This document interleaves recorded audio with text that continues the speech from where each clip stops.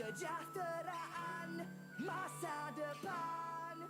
Ayo seluruh anak Pertiwi, bangunkan Malaysia Madani.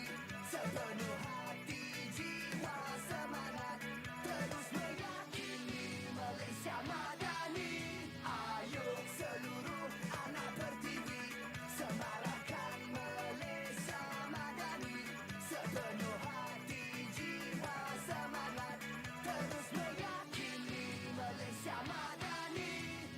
Malaysia Madani, Malaysia Madani, Malaysia Madani. Malaysia Madani, Malaysia Madani, Malaysia Madani.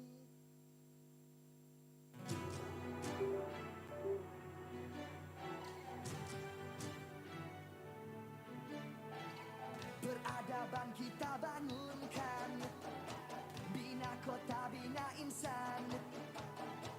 Dari budi jadi budaya, bina asas kemampanan. Kesejahteraan masa depan.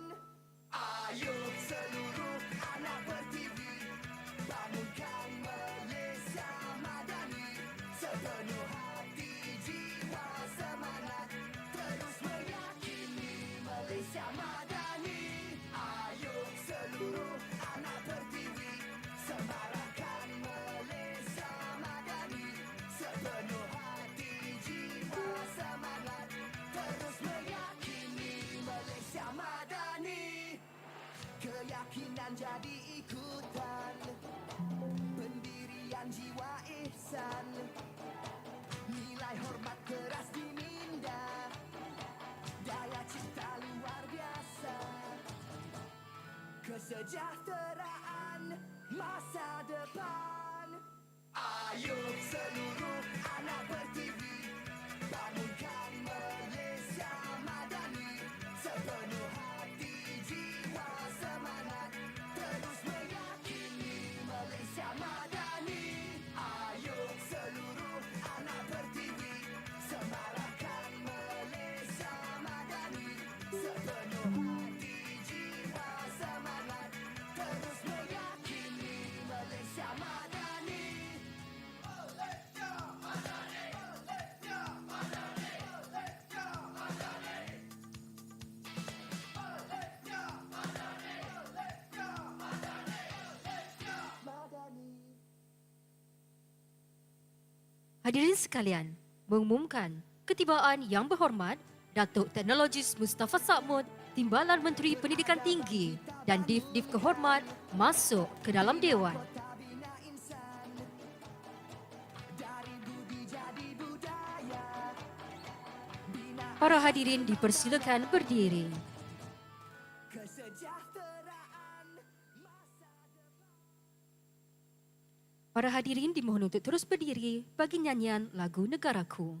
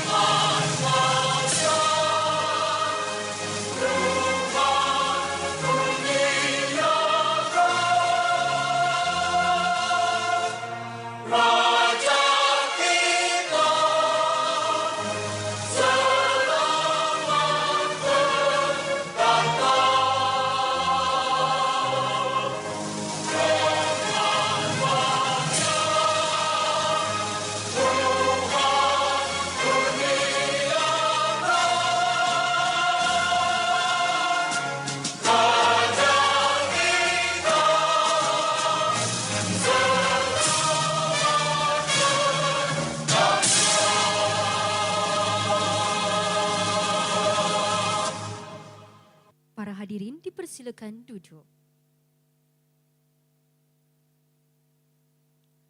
Melayang serindit di atas permatang, merebah berkicau di hujung muara. Pemanis kata selamat datang, awal bismillah pembuka bicara. Bismillahirrahmanirrahim. Yang berhormat, Datuk Teknologis Mustafa Sakmud, Timbalan Menteri Pendidikan Tinggi. Yang berbahagia, Datin Rosni Has Nasir, Isteri Timbalan Menteri Pendidikan Tinggi. Yang berusaha, Profesor Dr. Azlinda Azman, Ketua Pengarah Pendidikan Tinggi, Jabatan Pendidikan Tinggi. Yang berusaha, Profesor Dr. Haji Muhammad Sazili Syahibi, Timbalan Naib Chancellor Hal Ehwal Pelajar, Universiti Teknologi Mara. Yang berusaha, Encik Hirman Awang, Pengarah Bahagian Hal Ehwal Pelajar, Jabatan Pendidikan Tinggi. Yang berusaha, Profesor Surveyor Teknologis Dr. Haji Lokman Hakim Ismail, Pengerusi Majlis Debat Universiti Malaysia, Madum. Saudari Nik Anis Syuhada Nik Abdul Aziz, Pengarah Program Debat DIRAJA Antara IPT 2023. Saudara Muhammad Ili Faris Rahimuddin, Naib Yang di-Pertua Majlis Perwakilan Pelajar Universiti Teknologi Mara. Pegawai-pegawai kanan Kementerian Pendidikan Tinggi dan Universiti, Timbalan-timbalan Naib Chancellor Universiti Awam dan IPTS, barisan hakim, peserta-peserta debat diraja, mahasiswa IPTA dan IPTS, rakan-rakan strategik, rakan-rakan media, tuan-tuan dan puan-puan, div-div jemputan serta hadirin sekalian. Assalamualaikum warahmatullahi wabarakatuh. Salam sejahtera, salam Malaysia Madani dan salam UiTM di hatiku.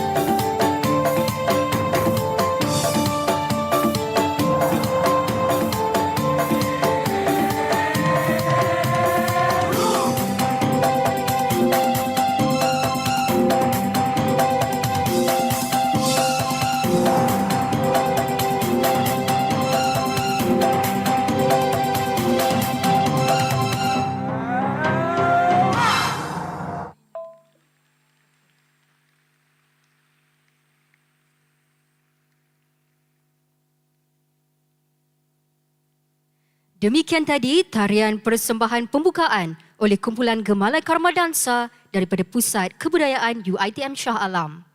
Hadirin sekalian, selamat datang ke perlawanan akhir debat diraja antara institusi pendidikan tinggi IPT 2023 kali ke-24 kategori Bahasa Inggeris Utama di antara Universiti Malaya dan Universiti Teknologi Mara serta Majlis Penyampaian Hadiah Pertandingan Debat Diraja antara IPT 2023 kategori Bahasa Melayu dan Bahasa Inggeris Muda.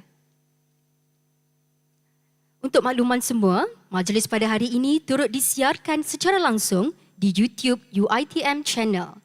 Dan pertandingan debat diraja antara IPT 2023 ini dianjurkan oleh Kementerian Pendidikan Tinggi dengan kerjasama Universiti Teknologi Mara dan Majlis Debat Universiti Malaysia, MADUM.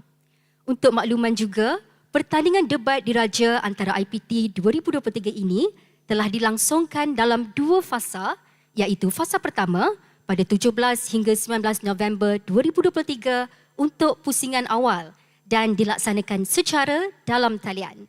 Seterusnya, fasa 2 ini berlangsung pada 15 hingga 18 Disember 2023 dan dilaksanakan secara bersemuka.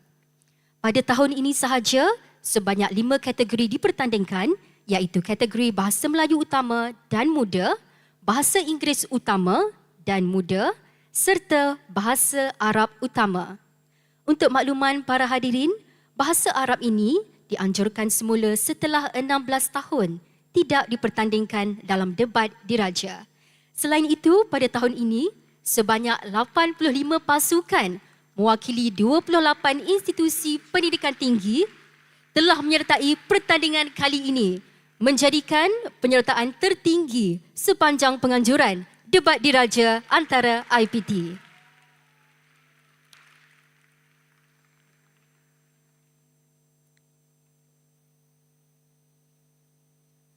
Baiklah, seterusnya kita akan ada satu lagi persembahan untuk semua para hadirin.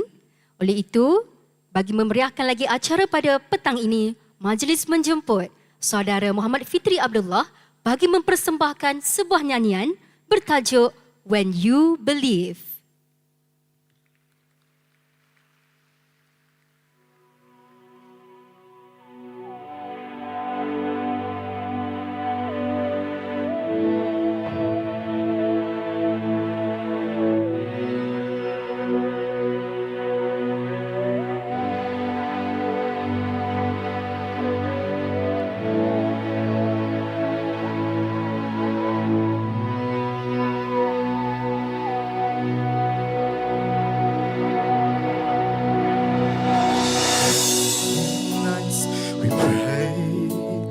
No proof and you one could hear, and also hope was hard before we knew we could. No, we are not afraid, although we know there's much to prove. We were moving mountains long before we knew we could.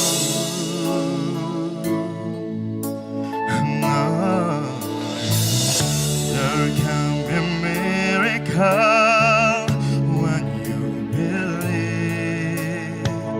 So how is real is hard to give. No, who knows what miracle you can achieve when you believe. Somehow you will. When you believe.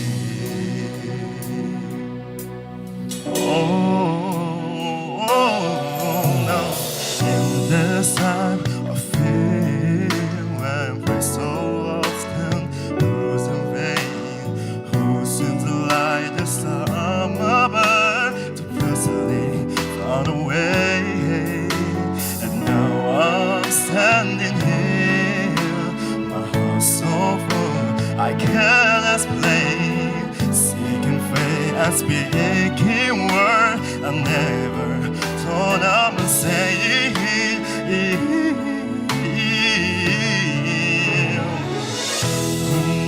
knows what miracle when you believe to hold His breath is hard to keep. Who knows what miracle you can achieve when you believe somehow you will. You will when you believe.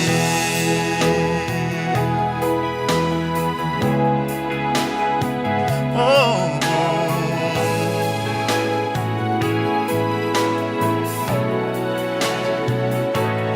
Don't always have that dream in your eyes. And it's easy to give in to your need.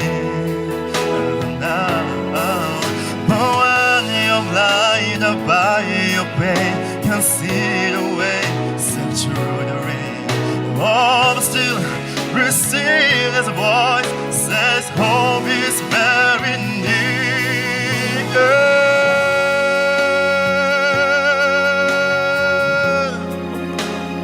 A miracle, no, it's hard to kill. Who knows what miracle you can achieve when you believe somehow.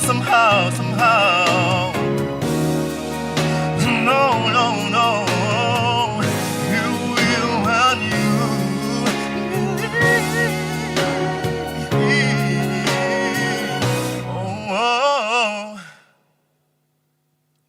You will when you believe.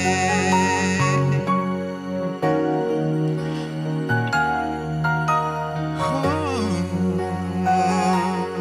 you will when you believe. You will when you believe.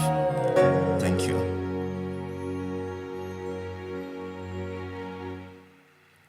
Terima kasih diucapkan kepada saudara Fitri Abdullah atas nyanyian sebentar tadi.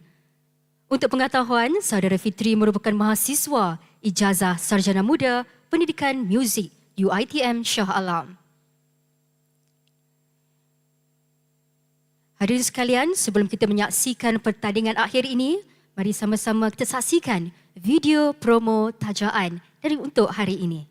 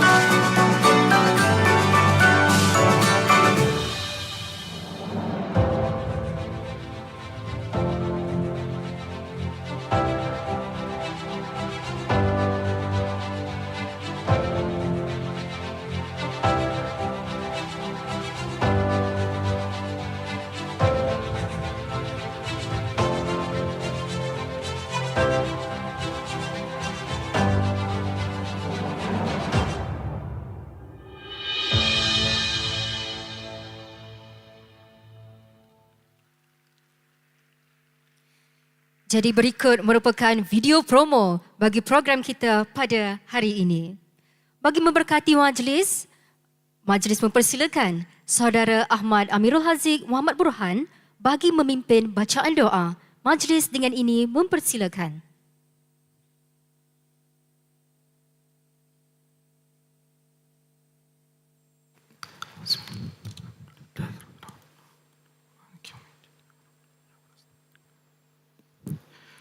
أعوذ بالله من الشيطان الرجيم بسم الله الرحمن الرحيم الحمد لله رب العالمين والصلاة والسلام على أشرف الأنبياء والمرسلين وعلى آله وصحبه أجمعين. Ya Allah, Ya Karim, kami memanjatkan kesyukuran kepadamu kerana mengizinkan kami untuk menghadiri dan berada dalam pertandingan akhir debat diraja antara IPT 2023 kategori Bahasa Inggeris Utama dan Majlis Penyampaian Hadiah Pertandingan Debat Diraja antara IPT 2023 pada hari ini. Ya Muhaiminu, Ya Aziz, Ya Jabbar, Ya Allah, sejahterakanlah tubuh badan kami, sejahterakanlah pendengaran kami, sejahterakanlah penglihatan kami. Berkatilah usaha-usaha kami. Mudah-mudahan mutu dan tahap debat ini akan mencapai kecemerlangan sehingga kami dapat memberi sumbangan yang positif dan bermakna ke arah memajukan negara yang tercinta. Ya Hayyu Ya Qayyum, Ya Dzal Jalali wal Ikram, satukanlah hati-hati kami, eratkanlah silaturahim di kalangan kami, padukanlah tenaga dan usaha kami. Ya Allah, kurniakanlah kepada kami kekayaan ilmu pengetahuan dan hiasilah diri kami dengan sifat lemah lembut dan muliakanlah kami dengan ketakwaan dan sempurnakanlah keindahan diri kami dengan kesihatan. Semoga dengannya dapat kami berbakti kepada agama, bangsa dan negara. Ya Munzilal Kitab wa Ya Hazimal Ahzab, Ya Allah, jadikanlah perhimpunan kami ini sebagai perhimpunan yang diberkati dan dirahmati, dan jadikanlah perpisahan kami selepas ini sebagai perpisahan yang Engkau pelihara daripada mara bahaya dan keburukan.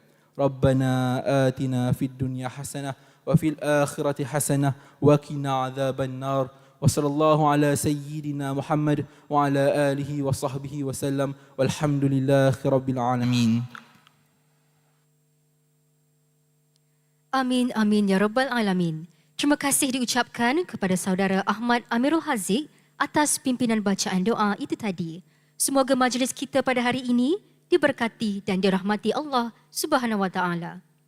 Hadirin sekalian, barisan hakim, para peserta debat diraja, tanpa melengahkan masa, majlis dengan ini mengumumkan perarakan masuk para peserta pertandingan akhir debat diraja antara IPT 2023 kategori Bahasa Inggeris Utama.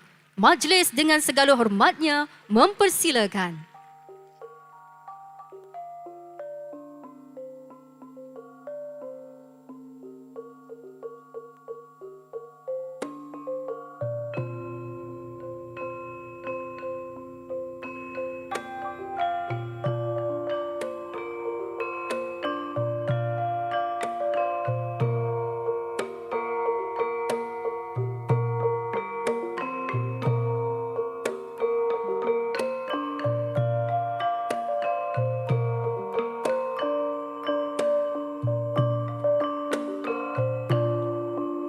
Hadirin sekalian, bagi meneruskan atur cara pada hari ini dengan segala hormatnya,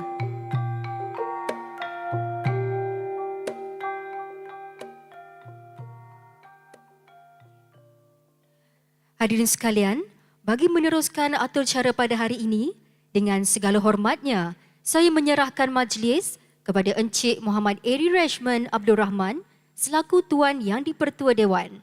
Untuk makluman, beliau juga merupakan alumni debat UiTM Bahasa Inggeris.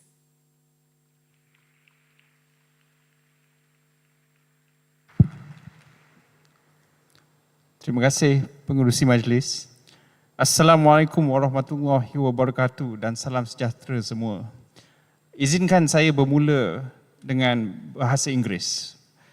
A very good day to all our distinguished guests, adjudicators, and most importantly, our debaters. To all of you who are present to the finals of the Royal Malaysian Intervarsity Debating Championship 2023, I would like to wish a warm welcome to everyone.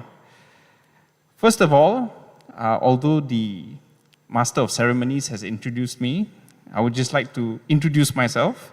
My name is Eri Rahman, and beside me on my right is Miss Aina Irdina, and on my left is Miss Nur Shaira, and they're both the timekeepers for today's debating session. I would like to also thank the organization committee for inviting me to chair this debating finals. I was the runner-up for the Royals back in 2009, and that would betray my age, so I do not wish to elaborate more on that. A very long time. And I would like to, without further ado, begin our debate session. First of all, congratulations to both teams from UiTM and University Malaya for making it to the finals. I can imagine the adrenaline rush that most of you are facing now, and every heartbeat is pounding to your nerves.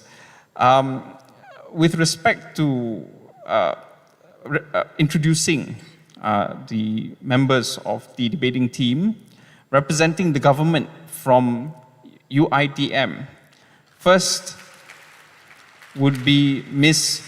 Sarah Yasmin Aston binti Sofyan as the Prime Minister.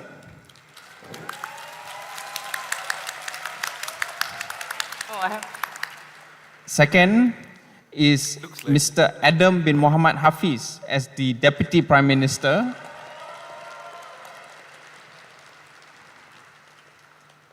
Third, as the Government Whip, is Encik Haikal Daniel bin Muhammad Hasli.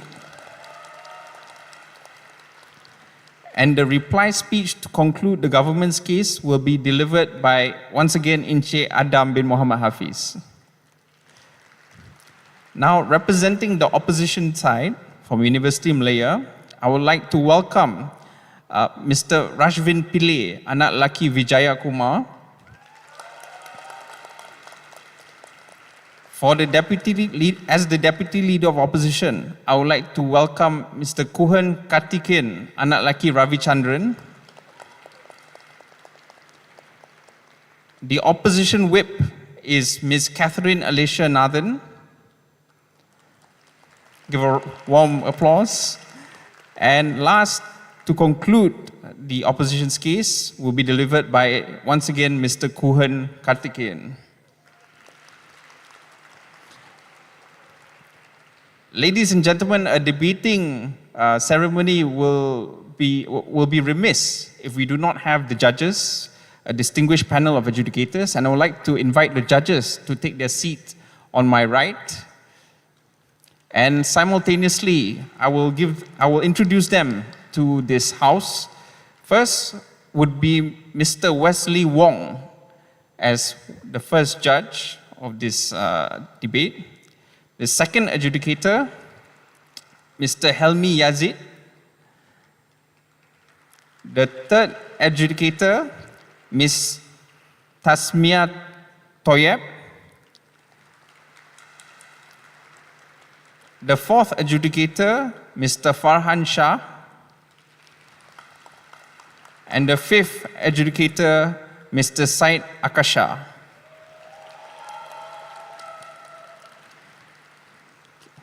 Mr. Said Akasha seems to be popular there. And ladies and gentlemen, I'm pretty sure that most of you are aware of the ground rules in any debate session. However, I wish to remind the basic rules of that requires adherence. First, during the debate, we wish to request that all mobile phones or devices are to be kept on silent. Secondly, for the substantive speech sessions, the bell will ring once at the first minute, and at the 6th minute, there'll be another ring. At the 7th minute, the bell will ring twice. For the reply session, the bell will ring once at the 3rd minute and twice at the 4th minute. Now, ladies and gentlemen, the final bit of information with respect to a debate that is important is none other than the topic at hand. And when I first saw the topic, I was intrigued and interested, and so much so that I myself will want to make notes as to what our distinguished speakers will have to say. It is a hot topic, and if I can invite a drum roll, no, I'm joking, no drum roll. The motion for today's debate is, this House opposes the normalization of political and economical relations between the Arab states and Israel. And to open the debate, which I think most of us are yearning to hear, I would like to call upon the Prime Minister from the government team, Ms. Sarah Yasmin, to propose the motion. Please welcome Prime Minister. Give her a warm, loud round of applause. Thank you. My voice could be heard. Yes. Oh, that's great.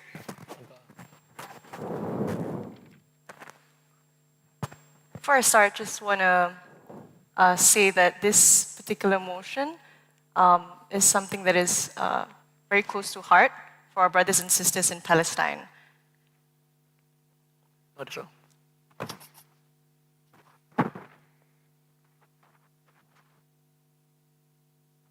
When the brothers of your own choose to turn a blind eye out of the atrocities that are apparent, a war that has been prolonged, we think exactly when you are giving up on these particular instances of continuing such relationship is when you give up on the free Palestine that needs to exist panel. How does government come into this debate? The first is understanding how exactly normalization look like, because we think it looks like rebuilding of political relationships or engaging in more economical relationships with Israel, which possibly looks like the existence of the Abraham Accord, where you have Bahrain, UAE, and Sudan being in the picture of having such, relationships with Israel anyway. But secondly, in order to protect this particular agreement, we think that the Arab states would not be able to antagonize Israel necessarily.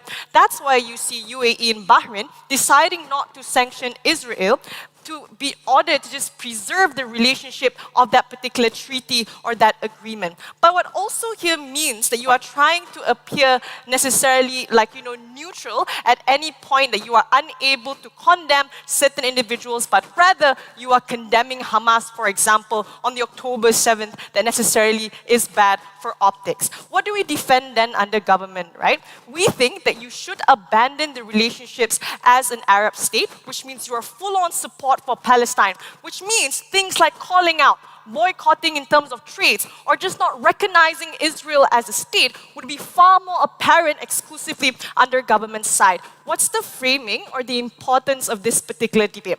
We think this debate is about strategy in approaching such conflict. Why so? Two reasons. The first is that Palestine will always have the shorter end of stick because they have a lot of support, for example, Israel with US, for example, in military. But secondly, we think there isn't an apparent alternative that is tangible. That's why you don't think that soft power necessarily works under opposition side. We see this in international law. We see this within the ceasefire that necessarily was abstained by many of the Arab states necessarily. Two arguments I'll bring in for today. The first is why it reduces the ability to mitigate the harm of the war that is happening in Palestine currently, but the second argument on the destabilization of that particular region. Before I get to my arguments, sure. Why would antagonization work with an uncompromising hostile actor that's being bankrolled by the US? Here. Yeah. All right. Note panel that they have a higher burden to prove than necessarily at any point that they are unable to call out this bad actor, how they are able to create a change. We think it's been more than 100 years that Israel has been in power in terms of Palestine. They have a higher burden to prove. First argument here is why does it reduce the ability for you to mitigate the harms of the war happening? Framing here is that opposition will for sure argue for soft power. So what I'll do here is prove to you the likelihood of why that's not going to work and how we have a better scale of impact under our side. Few reasons for this. The first is just understanding Israel's support within the Middle East is actually quite significant. That's why they always feel enabled to continue or feel that they're always right in terms of the course of action that they take in terms of that particular conflict. Problem here, panel, is that Israel has a strong silver bullet that they're always able to recycle and reuse at the end of the day. The comparative that we support on the government side here then is to reduce Israel's support significantly because you understand that it's bad principally when war crimes are happening, when people are dying on the ground necessarily. But secondly, the only way for these Arab states to be able to send help or supply comes from the Arab states anyway. So in order for example, Jordan or Egypt to send aid to Palestinians on the ground is to come through those particular areas.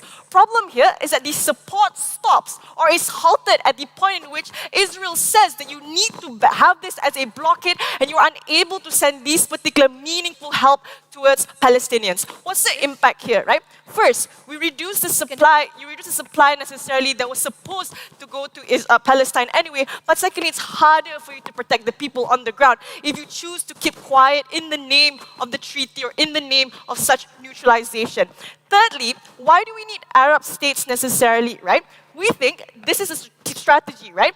There's a lot of Palestinians, for example, who are refugees. But the problem here is that not all Palestinians would opt to become a refugee to get out of Palestine because they're always, free Palestine at the end of the day and that land is theirs. But the problem here is that there aren't any present members of the Arab states who are willing to take in these possible little refugees within their particular country, right? We think the way here is just on urgency. If you buy the idea that there is a form of emergency happening within that particular region, you actually halt and you make it a lot more harder to penetrate at the point in which you do not pick a stance and you pick Israel under opposition side. Second argument then is on the destabilization of region.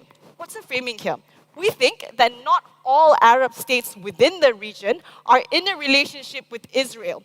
Why so? Because they prioritize religion, they prioritize culture, because they understand that this is a threat to their Muslim brothers and Muslim sisters. Who are these particular actors? We're looking at Iran or Iraq, for example, who are just principally not aligned with Israel. What's the problem here then, right? This means that the normalization of the support towards Israel means that necessarily these Arab states who do not support Israel will be antagonizing the Arab states who actually support Israel. How does this actually become a problem, right? 3 reasons. The first is because they see that their own brothers are not supporting Islam Brotherhood, for example. Or secondly, they see that these particular Arab states are complicit and the reason as to why war is necessarily happening. But thirdly, they understand that a lot more of Arab states actually supporting means that there's far greater harm towards our Palestinian brothers and sisters. How do then these Islam Arab states then become a problem to the stabilization of that particular region? 2 reasons. The first is that these particular countries will be condemning and boycotting such instances of that of the opposition who actually supports Israel. So you reduce a lot of relationships between that particular region. But secondly, you are slowly attacking the countries in order for you to actually help Palestinians because you understand there isn't a collectivization that happens within the region. What's the harm here, right? It destabilizes that particular region significantly. So it becomes a problem in terms of innocent people or just becoming war areas within Arab itself, and that is a problem that we do not agree and we do not want to stand with. For all those reasons, it has to go to government. Thank you. Human lives, more unstable. This conflict can literally spread to the US and I would like to thank the Prime Minister for his speech. Up next, I would like to invite the Leader of Opposition to open the opposition's case. Here.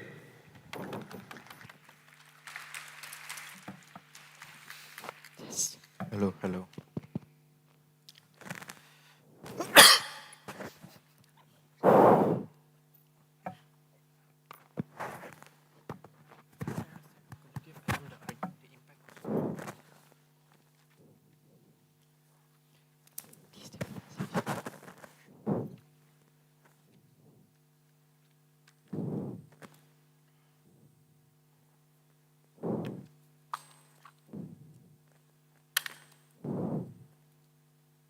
it is not wrong for us to take a stand that is morally justified.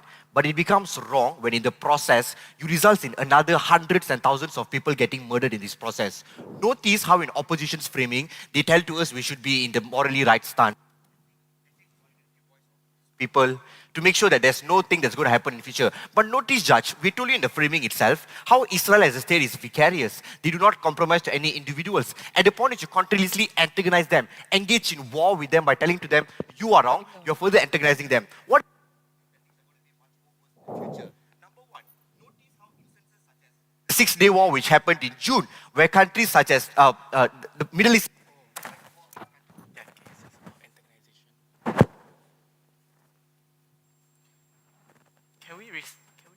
restart. I cannot hear. I think we will adjourn and restart. Once you've fixed the technical problems, perhaps we can invite someone from I can actually have your mic. Sorry? I can have your mic. Sure. Yeah.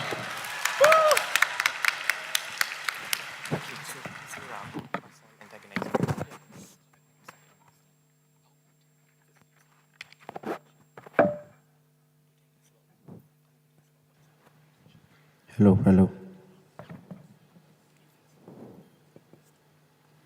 Okay, I'm restarting. It is okay for you to take a morally just stance if it protects people. But the stance in which side government has chosen today kills people. Why is this necessarily true? Let's begin with the framing of Israel as an actor itself. Notice how for the past few decades they have been uncompromising.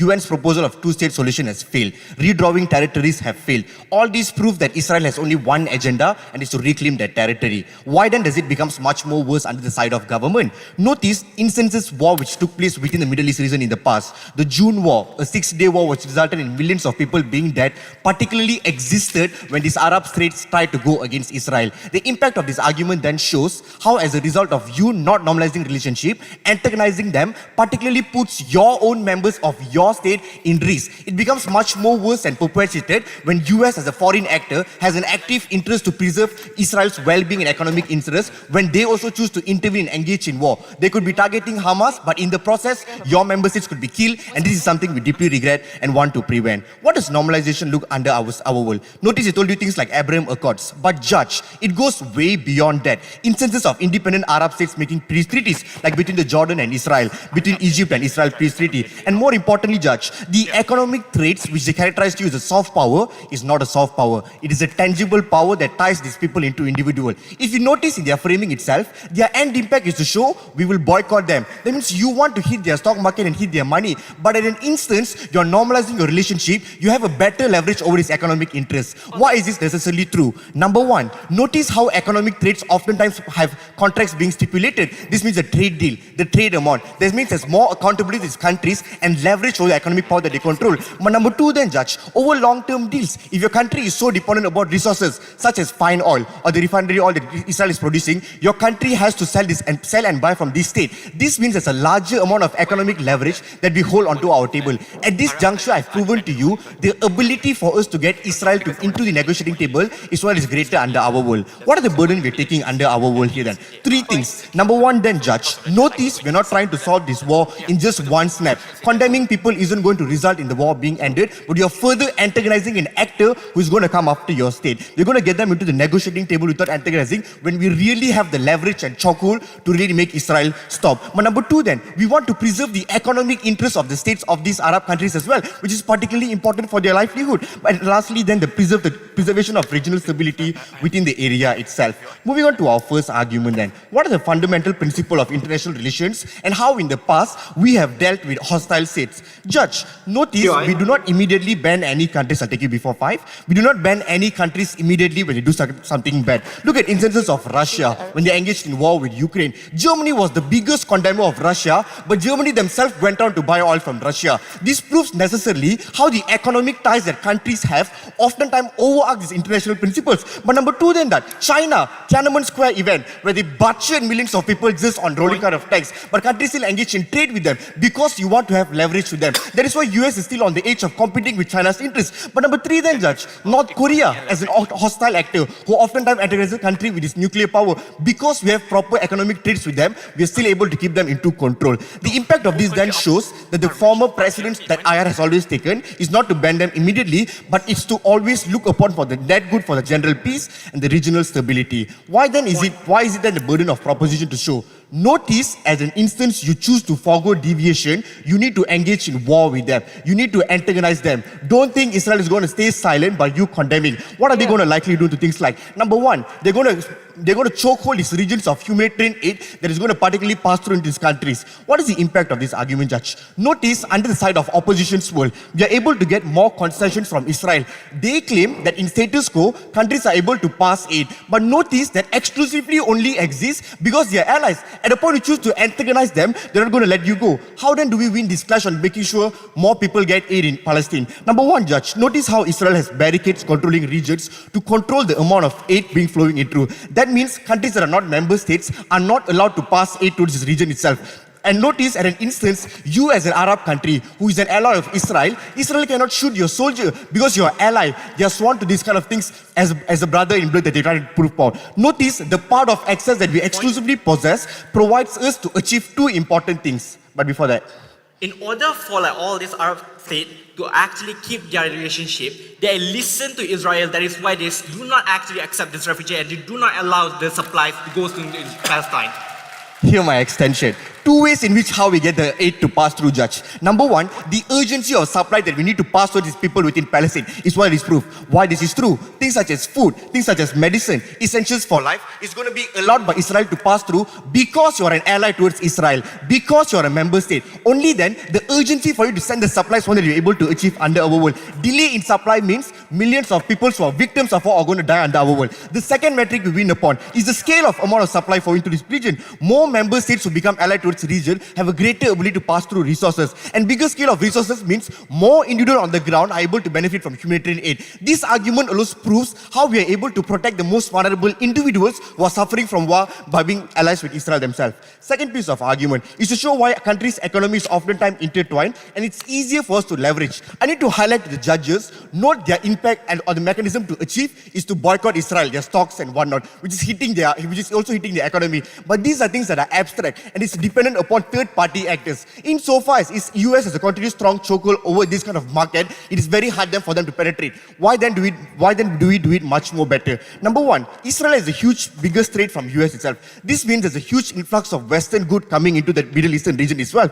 Purchasing from Israel means prospering the economic interest within the region itself. Why is this good for the state? Number one, then, Judge, notice how they're able to uplift their own country's economy in the very first place. But number two, then, Judge, engaging in this kind of contractual obligations with Israel means you are able to have Israel into a leverage of better position. Why is this necessarily true? Number one, they oftentimes come under contract. Number two, they are also existing within the same type of region. That means logistics costs are going to be much more cheaper and easier for them to facilitate. But number three then, oftentimes the neighboring states, that means the ability for them to transfer these goods and water is going to be much more easier. At the point which we're able to exaggerate pure forms of economic relations within Israel, only then are we able to control and effectively sanction them. As long as you condemn and boycott, it's not going to work. It's not something you can do. 150 overstates in the UN Council have condemned them, including Arab states, but they are still not able to stop the war. The only way we are able to achieve this is to get the purest form of leverage, bring them to ICC. That's the best thing we can do. So proud to oppose.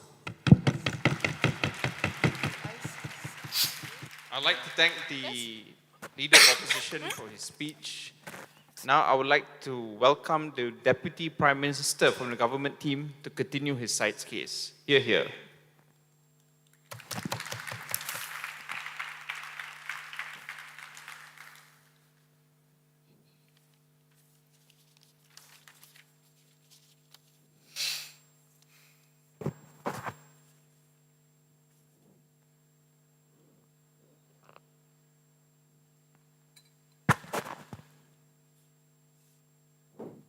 Hi, am I audible? Test 1, 2, 3, test 1, 2, 3. Okay, great.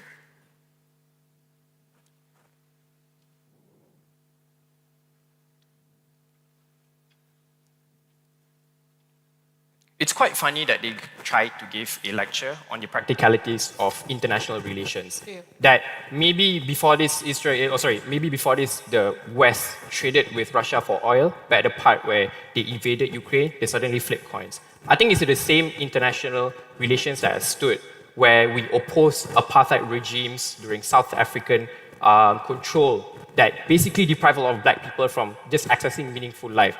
It is the same international norm that opposition wants to support that further fuels all of the economic advancements towards Israel and further enables them. I think they failed to take a trade-off because as much as how they want to say that there's no other way for you to solve the Israel and Palestine war, it's likely that under their side of the house, there's no other solution because at the point where you do want to have negotiations for two-state solutions, that is where Netanyahu is going to double back and then that is where all the harms are still going to manifest under their side of the house. I'm going to give you an argument later about why optics-wise, opposition makes Palestinians look like the villains, and from there on, it's harder to get international support. But let's just deal with the case coming from the side of opposition. First and foremost, their main attack was that maybe before this, solutions failed between Arab states and just like Israel in general. I'm going to give you 4 different reasons why even in status quo, when we have the Abraham Accords, there are close to no solutions at all to solve the Palestinian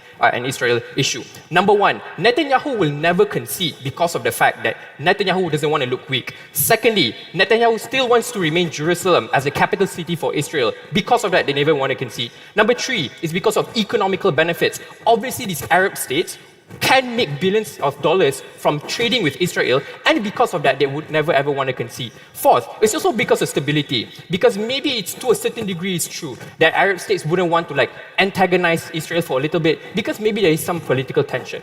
All of this just shows to prove that the trade-off that they're taking is in order for them to access all of the benefits that Israel will give towards Arab states, is to give full support towards Israel, because at a point where you do want to make all of these negotiations, it can never ever work. What is the tipping point that exists on the outside of the house? Note panel that the burden was to never ever resolve the Israel and Palestine issue, but rather to mitigate it. The tipping point that exists on the outside of the house is if we make Israel no longer comfortable within the Middle East by having all of the pan-Arab states not support Israel, what it means is that it makes Israel vulnerable in the Middle East. That is where all of your negotiations for Netanyahu to make concessions are likely going to happen, precisely because of the fact that his voters are likely going to pressure Netanyahu to maybe do some concessions to make it so that Palestinians can actually live another day. On the contrary, the problem under the side of opposition is that they enable and empowers them. The second thing they want to say in their argument is that it is in the interest of the Arab states to actually make money from Israel. I'm just going to say that if, for example, that Arab states lose Israel from making economical advancement, they wouldn't be economically deprived. Why? Number 1, they are probably one of the biggest oil manufacturers and producers. And number 2, they're the trading hubs of the world. So even if they make money with Israel, they're never ever going to be poor because of the fact that they are already rich in general. So all of the interest on making economical benefits fails. The third thing I want to talk about is how they say, well, if you antagonize Israel, you're likely going to lose the US as well. This is why this isn't true at all. The reason is US needs oil after the fact that they sanctioned Russia from oil already. What is the weighing here?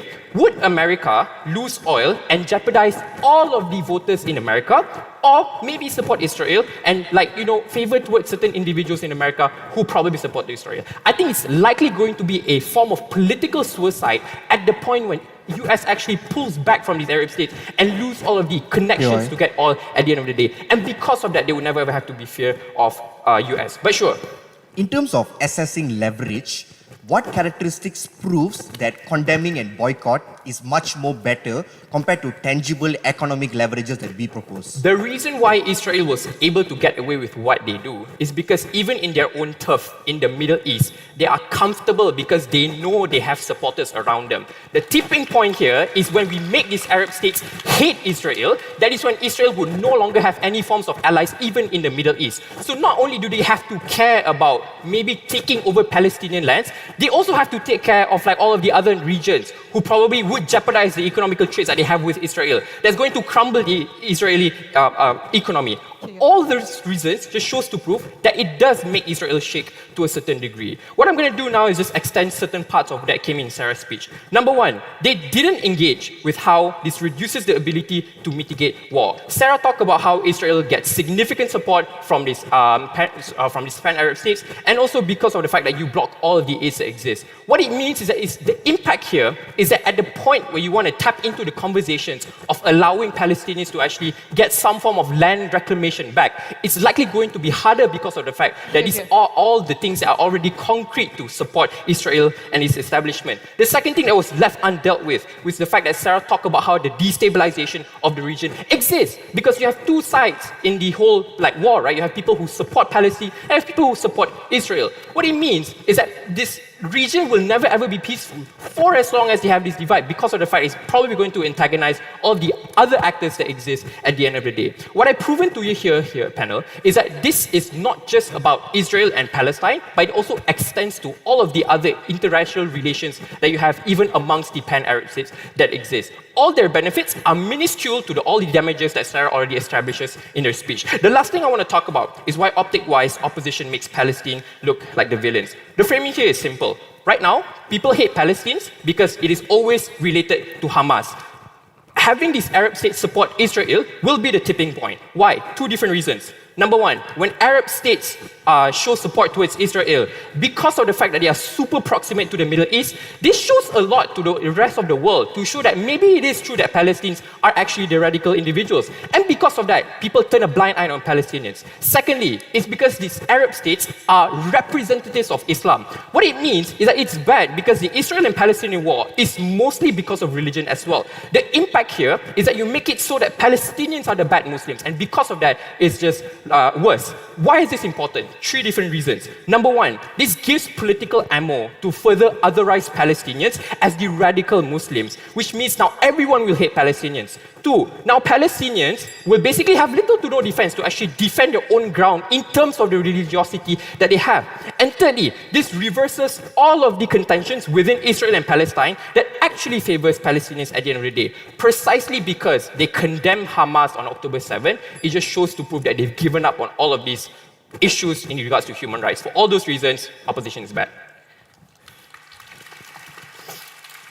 I would like to thank the Deputy Prime Minister for his speech. Next, I would like to invite the Deputy Leader of Opposition to continue the opposition's case. Here. This is my issue.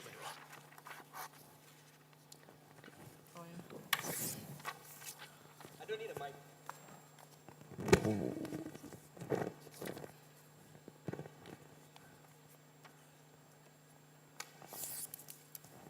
When we make economic deals with a hostile nation, that doesn't mean you're condoning its abuses. It means you're uncompromising.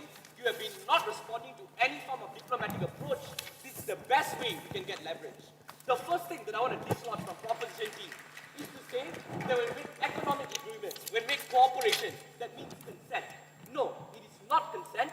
It means there is no other way than to facilitate against a hostile actor that is uncompromising. This dislodges a large part of the case that's contingent upon the fact that we are condoning these abuses when we never were. Three questions in his speech, all responses against his team will be integrated. First question, which team has a better principal approach in this debate? In every IR debate, it's not only about pragmatic outcomes, it's about which principal essence should we embody international relations. What have they said? Stand in solidarity with Palestinian brothers and sisters. They are suffering, they are dying. I think this principal argument is weak for three reasons. Number one, it is incredibly underweight. I'm unclear what the comparative is. It's as if we are not in solidarity with Palestinian brothers and sisters. It's about how we stand in solidarity with them. And secondly, there is no parallels in the status quo. For every international relations debate, we're explaining a win condition. You must explain why your pathway or trajectory is one that's likely to win.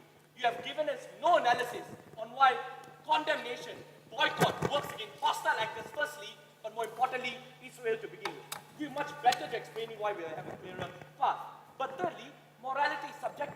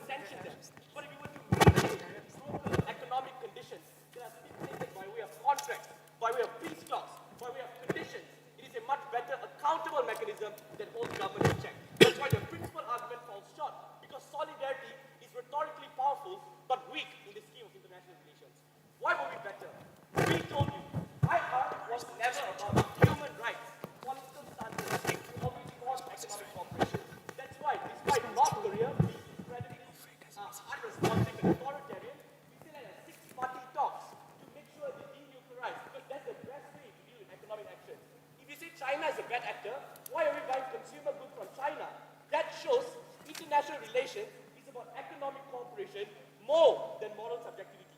Which is why our approach that deals with economic cooperation is a much better way to get leverage over a hostile nation, and that proves a much better trajectory in the international relations, and that's something that's universalized in the principal part of the debate we want. Second part of the speech, why do we get better change? I think it's contentious, because both teams rely on the same context and explain why they don't change. I'll explain why they don't get changed under their world. They said condemnation and boycott.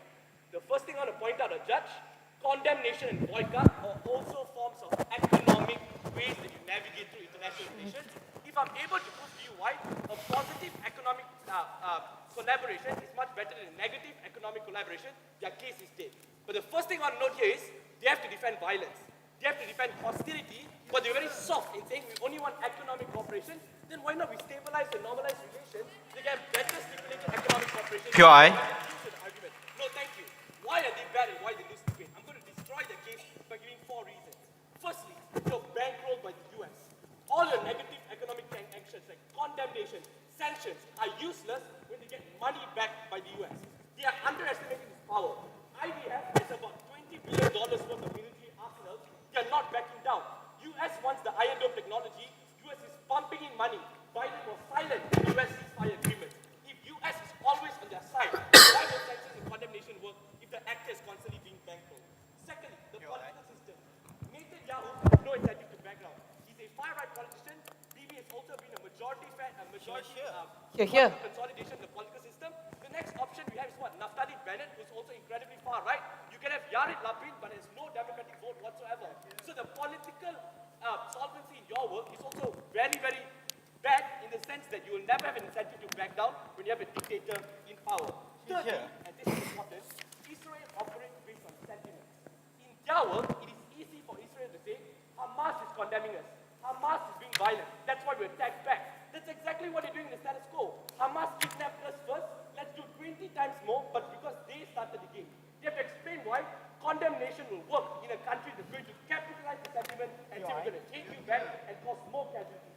That's why they're unresponsive. Because the series of casualties is far worse when Israel gets Point. the sentiment. Before I go on, go for it. Malaysia doesn't normalize the relationship between Israel and Malaysia, but we also don't start war with Israel. We just continue to condemn them. Why exactly we have to start war? If you can prove that Malaysia's condemnation actually saves life, then the argument holds water. Insofar as they prove the status quo is that we're happily condemning and nothing's happening, maybe we should have a more pragmatic approach to deal with them, seize them at the table and say, you like oil, I'll give oil conditions to you. That's a far better approach that we can navigate through this conflict. That argument is not pragmatic. Final thing to tie this all together, the trajectory shows violence. Look at the 6-day war. When Jordan and Egypt said, we don't recognize you as Israel, that's when Israel attacked back. You have to deal with the fact that the trajectory of Israel is one that's violent and still prove why there's some sense of change. Why were we better? 4 reasons. Firstly, in terms of ceasefire, we're much better when you have a bipartisan approach. We can have supports and conditions on what Israel likes. If they like oil, we can say we can give you more oil if you were to do X, Y, Z mechanism. It's a much better approach than just holding them in check. Number 2, we use the capacity to actually terrorize Hamas. The fact that they are on sentiment, we capitalize on violence. When we say we are not violent, we're economical, we're sitting with you at the table, it reduces the capacity to actually fuel by sentiments. But in the worst case, even if we don't get anything, at least we prevent blockades.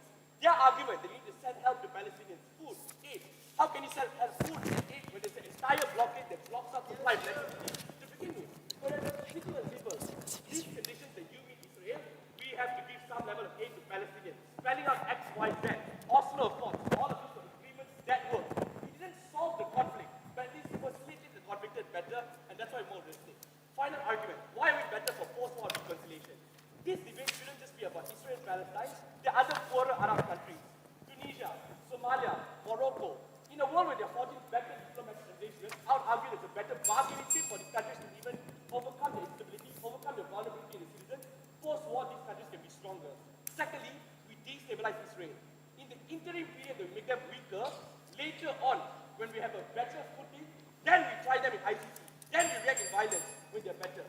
Yes, everyone cheered for this team. But everyone cheered when US condemned, and the international community condemned Palestine, but nothing changed. And for that reason, I beg you, Roko.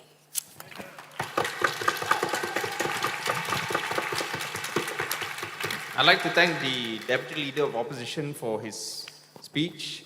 Now I'd like to invite the government whip to present the government's case. Here.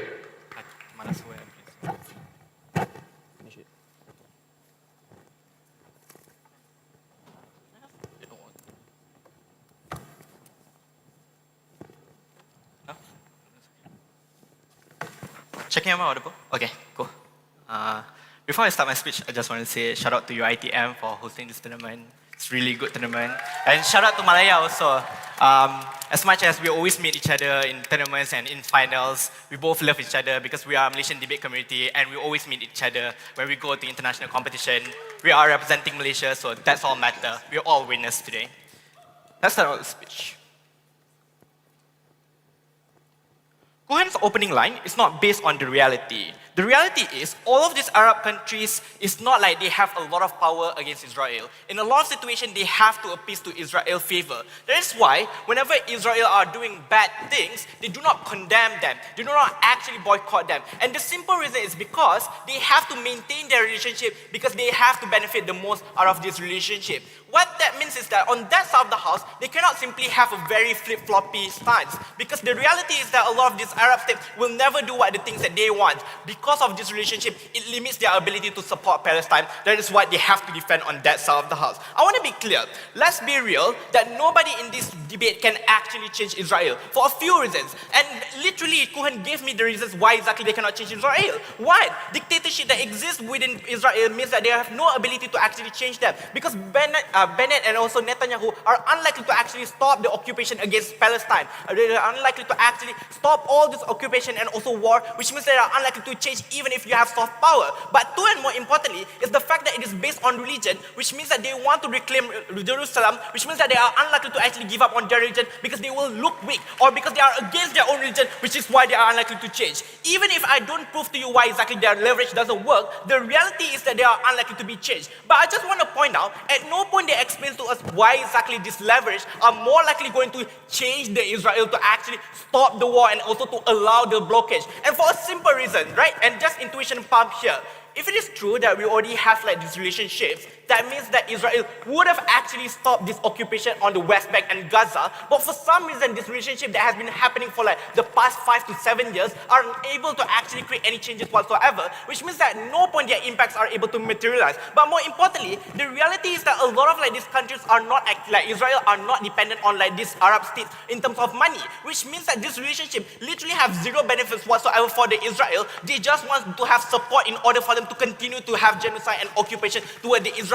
This recognition is the one that allows them to continuously to do all of these things. At no point they explain to you why exactly this is important. The first question I want to answer then in my speech, does their leverage actually work? I already explained to you why exactly their leverage do not work. But let's be clear, what exactly our burden then? Our burden is to prove to you how exactly we are able to reduce all of the harms that are happening to the Palestine and also to the region itself. How exactly we answer this question then?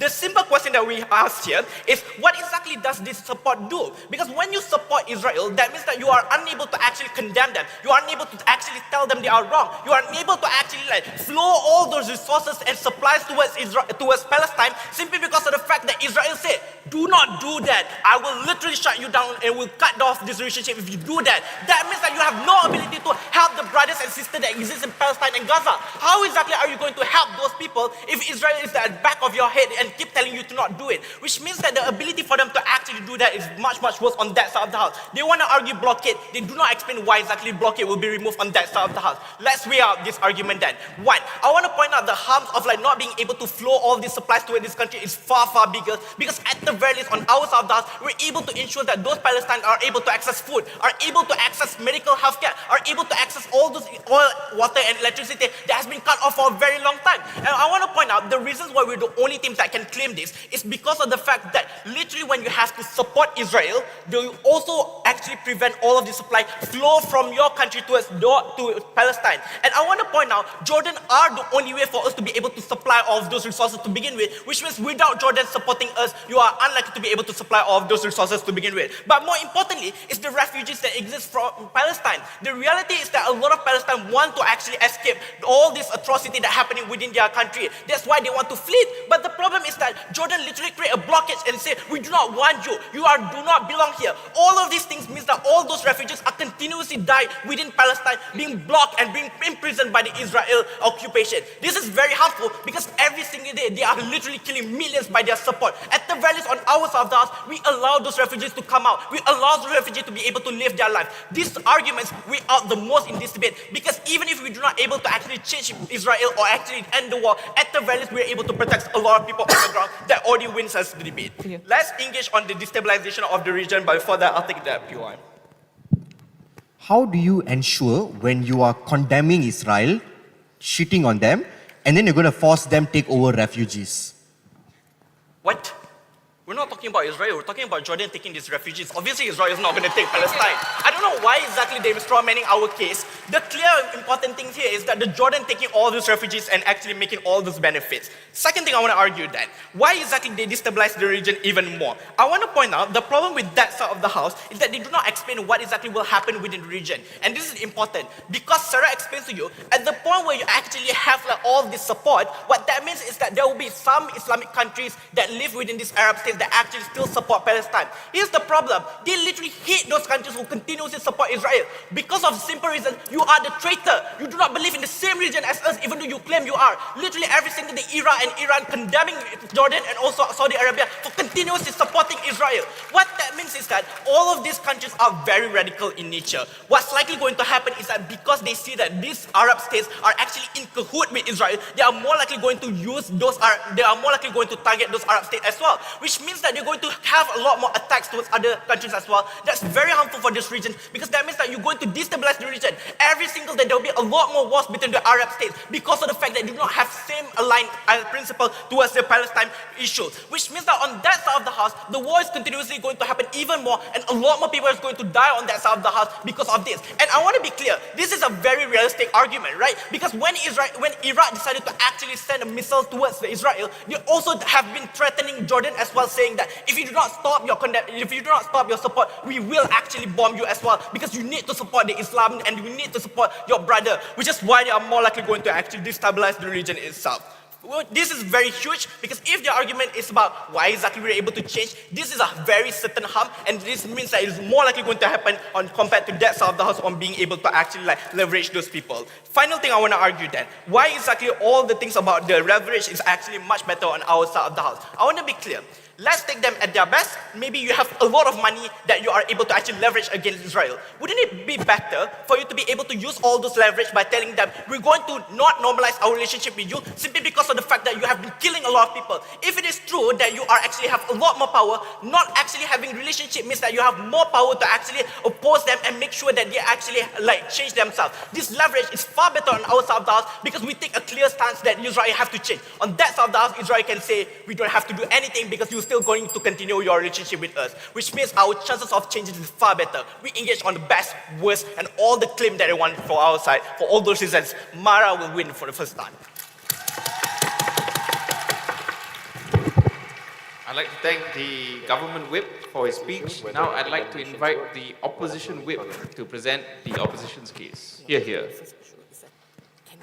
Can opposition change Israel?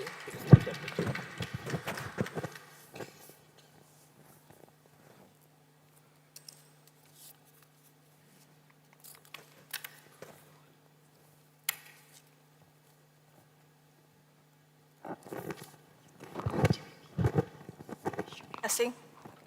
Okay, my voice is not as loud as Kuchen, so I will stand here and give my speech.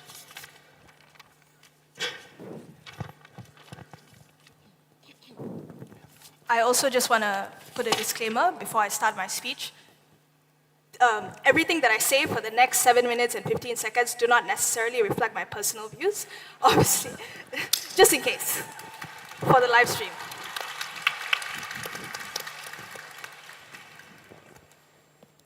All right, starting my speech in 3, 2, 1. 2 parts to my speech. Number 1, which side guarantees more regional stability? And secondly, which side is able to help the people of Palestine more? But the first, on a call out. Their case is extremely soft because all of their impacts about increasing support for Israel, about mitigating the harm that Israel can do, requires some form of physical action, right? It requires more people, or at least an ability for these Arab states to respond physically to Israel. Condemning might work, but not to the extent that they talk about. Because they're talking about removing blockades for aid, getting Israel to, getting these refugees to be accepted, in other states, ensuring that in a majority of instances you're able to stop the power of Israel from continuously encroaching in Palestine. All of this assumes that there needs to be some form of stopping of the IDF forces. What does this mean in status quo? This necessarily means that they needed to defend a harder stance on their side rather than just economic or political condemning. Because if that works, then one country condemning Israel is already enough. Obviously, that's not true.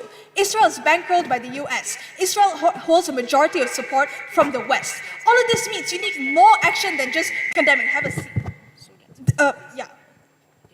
Second part of my speech. Which side has more regional stability? On their side, they argue when you allow the antagonization of other Arab states to Israel, you antagonize these other Arab states like Iran and Iraq that don't support Israel. And I assume that the impact here is that there's more regional instability. But this premise assumes that the only reason why these Arab states are not like allies or friends with each other is because of the Israel issue. When this is literally not true.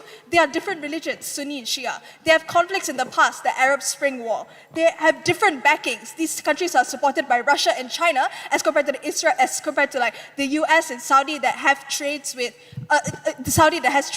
the US. All of this means that their impact of more regional instability does not materialize because it is based on a flawed premise of assuming that this is the only reason why these countries don't have ties to begin with. But also secondly, their impact of creating change in Israel's power and stance doesn't necessarily materialize because it can't necessarily assume that these other Arab states are going to support or at least become brothers with the rest of the Arab region simply because they condemn Israel. Thus, they cannot claim this impact of more regional instability. Why do we think antagonizing third parties like US, Russia, and China is more likely on our side? On their side. Firstly, this is a conflict-ridden regime, which means that this area has always been unstable from the beginning and is very prone to a third-party proxy like Russia, China, and US. Secondly, this is an area that is rich in resources like oil and governments that are rich and are willing to invest highly in other areas. All of this just ensures that if you allow for more instability in that area, there are more third-party antagonization that is likely to jump at any opportunity to create worse of a war. What is holding them back on our side is continuously allowing for more relations with Israel through the Abraham Accords, through economic ties, and through international deals that allows for not escalating the conflict. Secondly, the interest of the US to ensure that the conflict, have a seat, is not escalated in the area is important because that is the literal reason why they brokered the Abraham Accords in the first place. This premise is important and has stayed throughout this debate because it proves to you that this is literally what the US wants. Anything that goes against that requires Israel requires US to step in and ensure that they protect their own interests. Why do we think that renegating on current deals and stopping any process of normalization is going to result in more harm on their side? Firstly, if you anger Israel, you anger the US. They said, oh no, the US cares about oil in the region.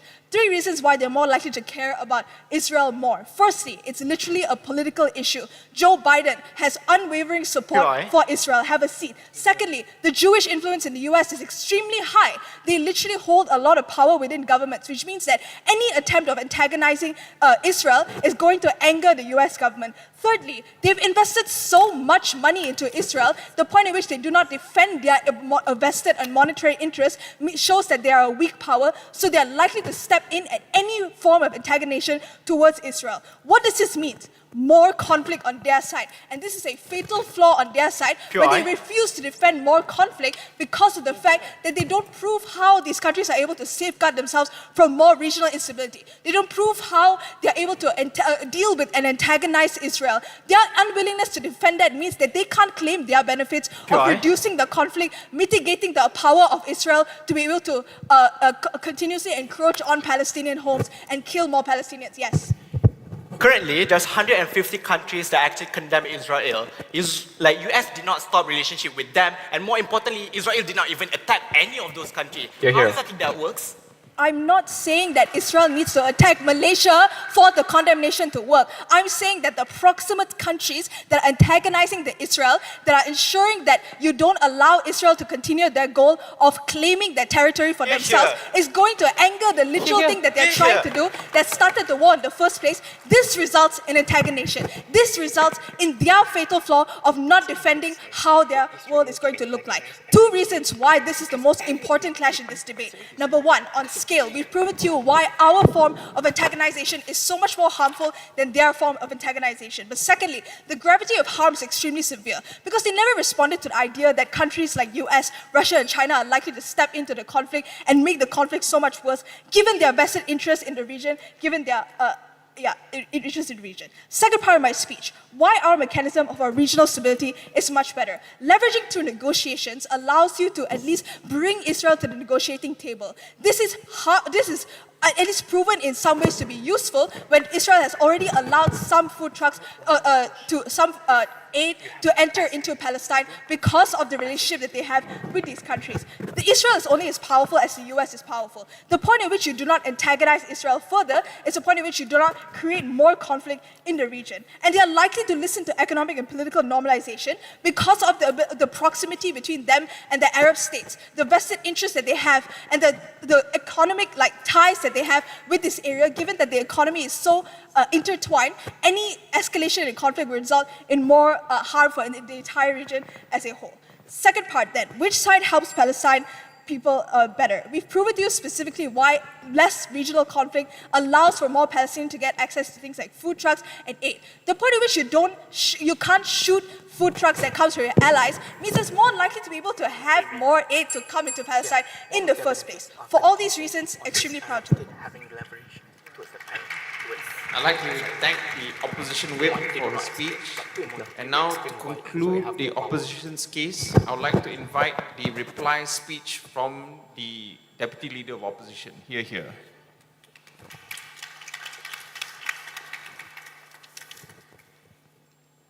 I know it's a confusing debate. I'm going to make it easy for you.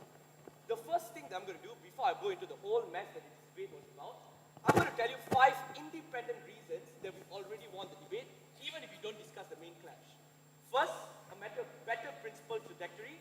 When we say IR is not about condemnation and humanity and morality, it's about how we use economic cooperation as a method to instrumentalize what we want. It has always been that way with a clearer roadmap.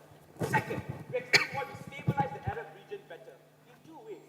First, post-conflict, we can maybe foster better relations because now they're a bloc. This means they can probably look towards OIC countries, form more better diplomatic relationships on that basis.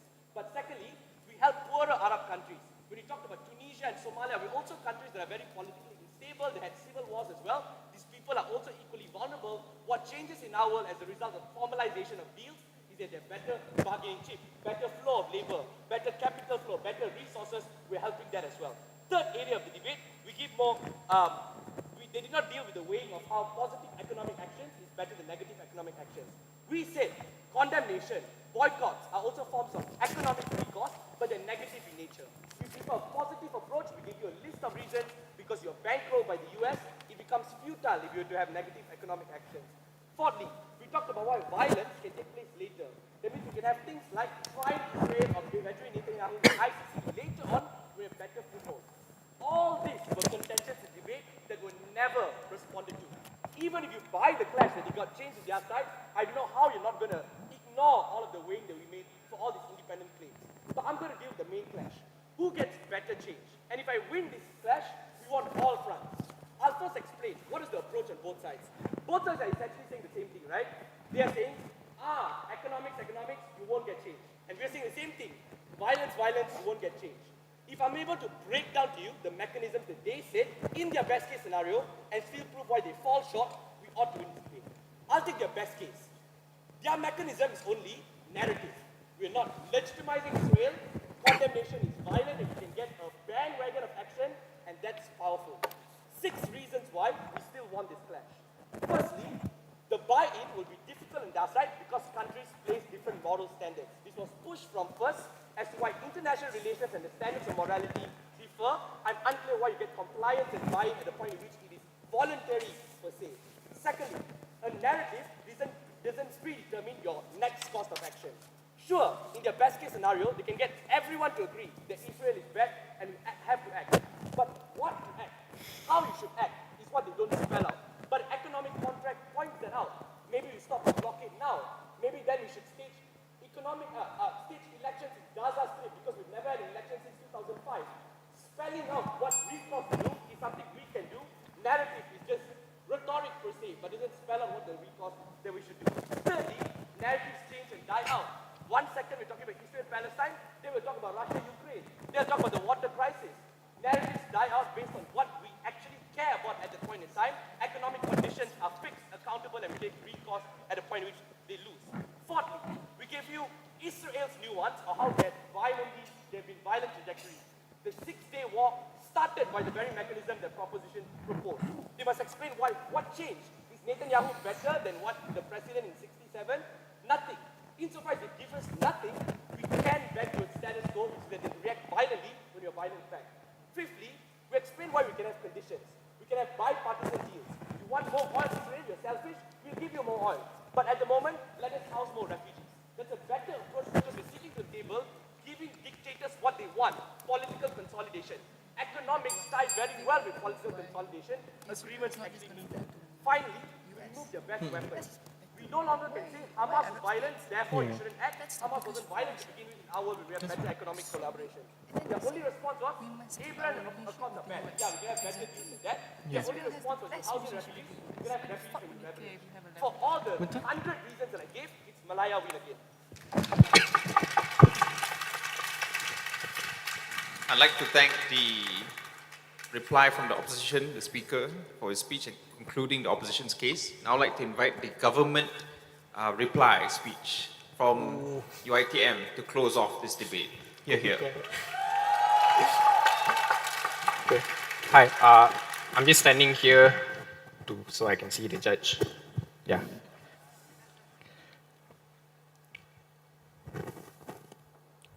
I'm going to make your lives very simple, panel. 2 issues on why we won today's debate. Firstly, whether condemnation works. What was opposition's biggest attack? They say it doesn't do anything to a state that is already an aggressor because Israel will forever attack Arab states at the point where you do switch sides. This is unengaging with what we said in our speech. We said already that the Arab states are the tipping point because they're closer to Israel and that they make Israel richer. The international consensus after October 7th was that Israel was the aggressor in regards to the Israel and Palestinian war. So because of that, a lot of the political power that the Arab states hold will shift the trajectory on how this Palestinian and Israel war ought to be like. We say negotiations are more likely now because they are vulnerable. Israel is vulnerable within their own turf. This makes them shake because of the fact that they lose all of the Arab oil money that they have and also the safety they have to be comfortable at their own homes. How the opposition reply to this? They say US supports Israel and because of that there is a proxy war. No, we say US would never ever go against Arab states because they are crazy for oil. Because it's a political suicide at the point where they do go against these Arab states. Because they need it to make sure that Americans can actually live another day. Secondly, opposition said that Israel will kill more Palestinians and become more aggressive. Did the killing ever stop when the Abraham Accords were signed? No. In fact, it made it even worse. All the attacks that were made were disproportionate towards the response that Palestinians actually made. But secondly, Arab states, in addition to all of the attacks that were made by Israel, condemn Hamas in return. On contrary to like supporting Palestinians and giving them more aid. The one logic that I'll say to take down all of their case is to say that it doesn't make sense for maybe Israel to antagonize against other Arab states when the Arab states show support for the Palestinians because it's multiple different countries versus one small country. Obviously, this wouldn't be the biggest harm that exists under their side of the house. But let's be charitable for the purposes of this debate. Let's say, for example, even if our benefits do not work at all, that no negotiations can ever be made. We say this is not about narrative. This is about taking a stance. This is about having mitigation, which is better than doing nothing. We say that we no longer indirectly made Israel richer and also further strengthening the idea from the money that they made from these Arab states. We also have access to give them the aid through Jordan Jordan, through Egypt. This will all make it so that it's better. What is the weighing here? I'm going to just simply say that the mitigation benefit that is small on our side further outweighs the economical benefits which is large on their side. First of all, these Arab states would not go poor at the point where they do lose Israel, but mitigation save a lot of Palestinian lives. For all those reasons, I've proven to you that on the first issue, we've already showed that condemnations actually work. Secondly, can opposition change Israel?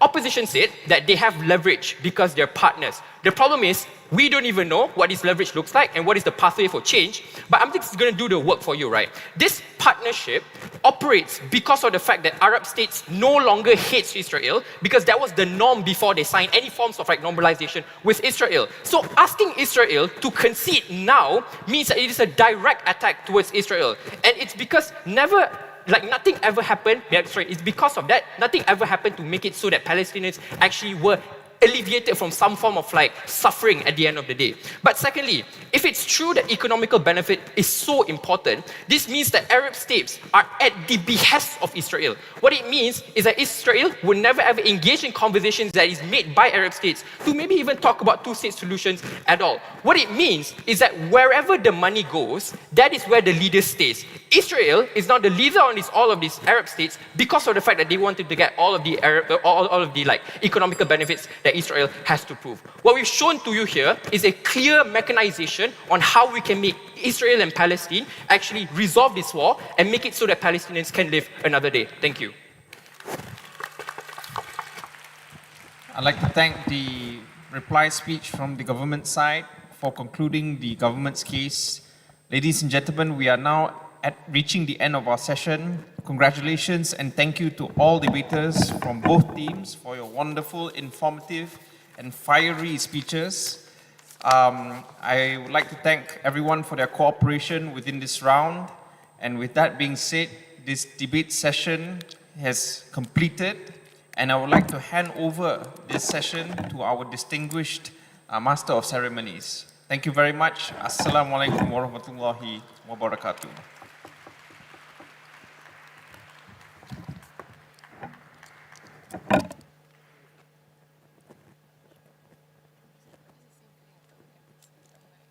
Mengumumkan perarakan keluar peserta pertandingan akhir debat diraja antara IPT 2023 kategori Bahasa Inggeris Utama.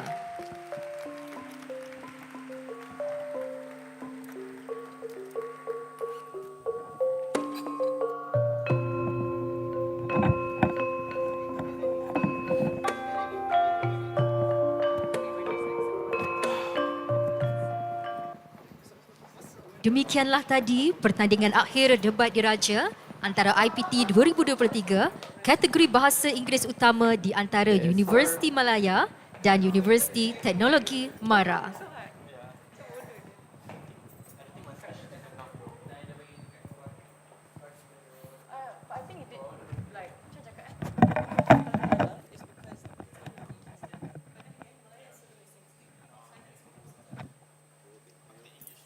Baiklah hadirin sekalian, bagi mengurangkan ketegangan pertandingan akhir debat ini dan memeriahkan kembali acara kita pada petang ini, Majlis menjemput Saudara Muhammad Fitri Abdullah untuk sekali lagi menyampaikan nyanyian yang bertajuk Kaulah Segalanya. Dengan ini dipersilakan.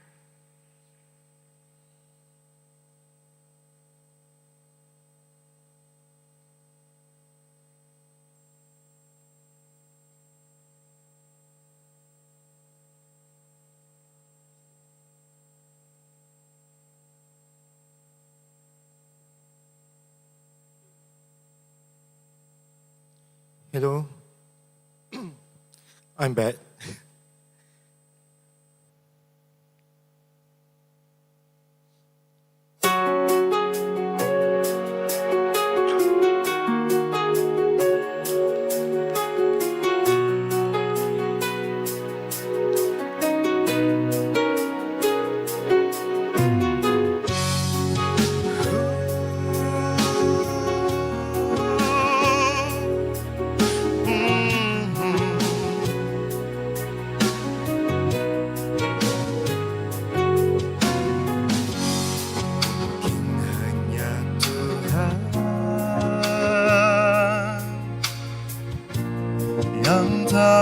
segalanya.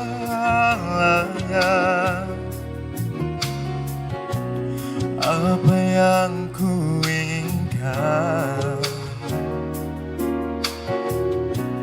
di saat-saat ini, kau takkan percaya.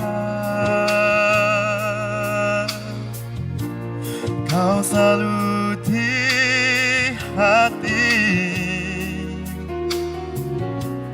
Haruskah aku menangis untuk menyatakan yang sesungguhnya? Semua, kaulah segalanya untukku. Kaulah curahan hati ini. Tak mungkin ku melupakanmu. Tiada lagi yang ku harap, hanya kau seorang.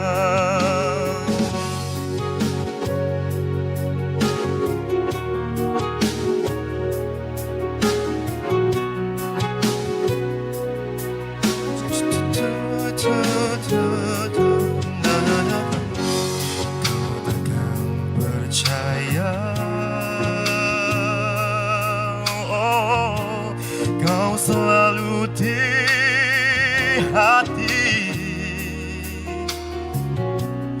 Haruskah ku menangis untuk mengatakan yang sesungguhnya? Kaulah segalanya untukku. Kaulah curahan hati ini. Tak mungkin ku melupakanmu. Tiada lagi yang ku harap, hanya kau seorang.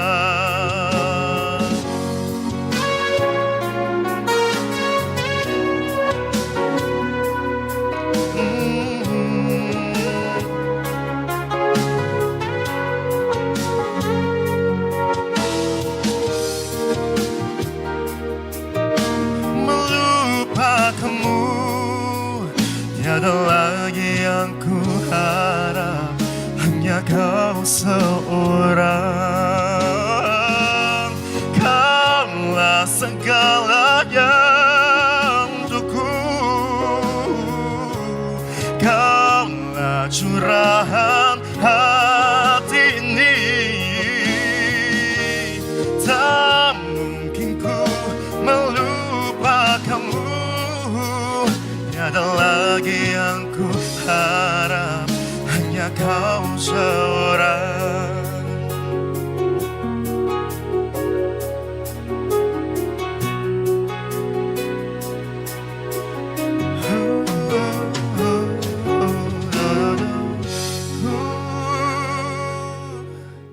Terima kasih. Assalamualaikum. Sekali lagi terima kasih diucapkan kepada saudara Fitri Abdullah atas nyanyian sebentar tadi. Hadirin sekalian, bagi meneruskan acara, majlis dengan ini mempersilakan saudari Nik Anis Syuhada Nik Abdul Aziz, pengarah program Pertandingan Debat Diraja Antara IPT 2023 untuk menyampaikan ucapan. Majlis dengan sukacitanya mempersilakan. Bina kota, bina insan. Dari budi jadi budaya. Bina asas kemampanan. Kesejahteraan masa depan. Ayo seluruh anak bertiwi.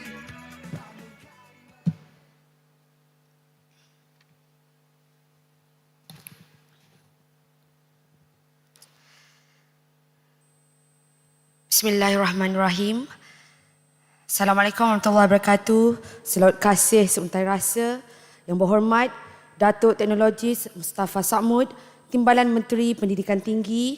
Yang berbahagia Datin Rosih Nasir, isteri Timbalan Menteri Pendidikan Tinggi. Yang berusaha, Profesor Dr. Azlinda Azman, Ketua Pengarah Pendidikan Tinggi, Jabatan Pendidikan Tinggi. Yang berusaha, Profesor Dr. Muhammad Sazili Syahibi, Timbalan Naib Chancellor Hal Ehwal Pelajar Universiti Teknologi Mara. Yang berusaha, Encik Hirman Awang, Pengarah Bahagian Hal Ehwal Pelajar Jabatan Pendidikan Tinggi.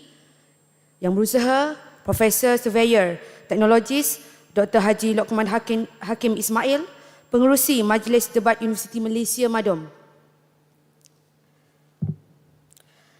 Saudara Muhammad Ili Faris Rahimuddin, Naib Yang di-Pertua Majlis Perwakilan Pelajar Universiti Teknologi Mara, Pegawai-pegawai kanan Kementerian Pendidikan Tinggi dan Universiti, Timbalan-timbalan Naib Chancellor Universiti Awam dan Institut Pendidikan Tinggi Swasta IPTS, Barisan Hakim, Naib Chancellor Universiti Awam, peserta-peserta debat diraja, mahasiswa IPTA dan IPTS, rakan-rakan strategik dan rakan-rakan media, tuan-tuan dan puan-puan, div-div kehormat, div-div jemputan serta hadirin yang dihormati sekalian.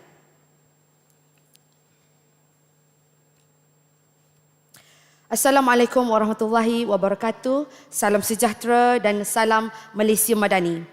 Saya memanjatkan kesyukuran kehadrat Allah Subhanahu Wa Taala kerana dengan limpah dan kurnianya dapat kita bersama-sama menjayakan pertandingan debat diraja antara institusi pendidikan tinggi IPT 2023.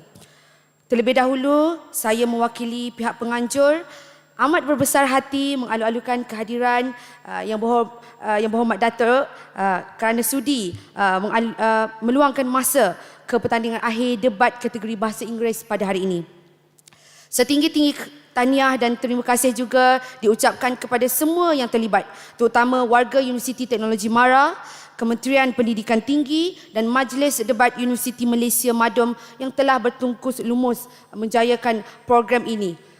Sekalung penghargaan, seangkasa terima kasih di atas sokongan yang jitu daripada pejabat Datuk Menteri Besar Selangor, pejabat Menteri Kewangan, Dewan Bahasa dan Pustaka, Kosiswa UiTM, Kids Studio, Syarikat Zeus Coffee dan rakan-rakan strategi UiTM.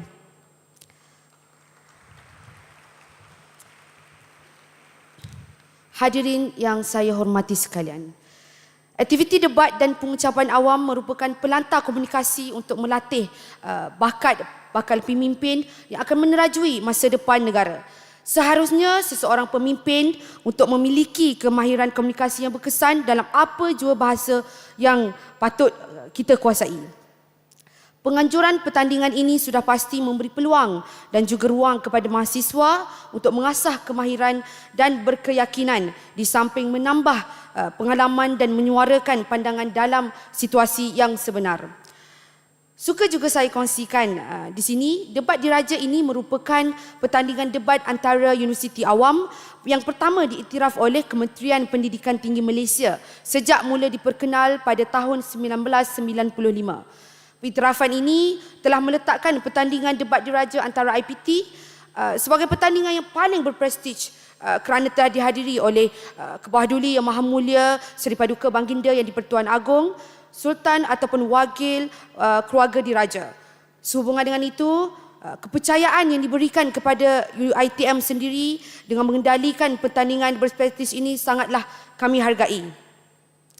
Hadirin hadirat sekalian, dalam menyahut seruan KPT, seruan Kementerian Pendidikan Tinggi dalam memastikan agenda pemerkasaan mahasiswa ini diteruskan, UiTM telah meletakkan kepercayaan yang penuh kepada mahasiswa UiTM untuk menguruskan program debat diraja pada kali ini.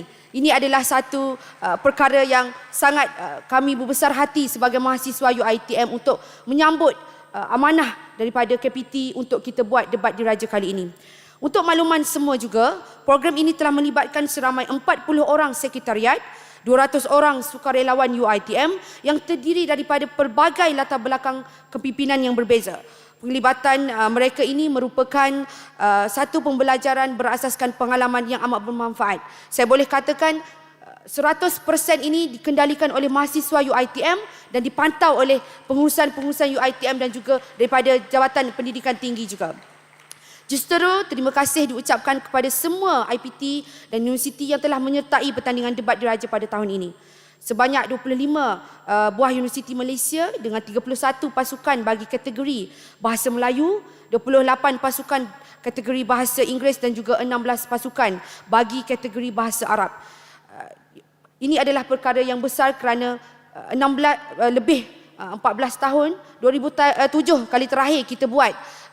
Waktu itu juga UiTM menjadi tuan rumah, kita ada kategori Bahasa Arab dan sekarang untuk menjadi tuan rumah juga kami membuka semula platform ataupun debat diraja untuk kategori Bahasa Arab ini. Jadi akhir kata diharapkan semangat dan kerjasama komitmen seperti ini akan diteruskan. Saya mewakili pihak penganjur sekali lagi mengucapkan jutaan terima kasih kepada semua yang terlibat dengan secara langsung dan tidak langsung dalam menjayakan pertandingan debat diraja pada kali ini. Terutama pada pihak Kementerian Pendidikan Tinggi, Majlis Debat Universiti Malaysia Madum serta Barisan Sukarelawan Debat Diraja 2023. Sekian daripada saya. Wabillahi taufiq wal hidayah. Wassalamualaikum warahmatullahi wabarakatuh. Terima kasih.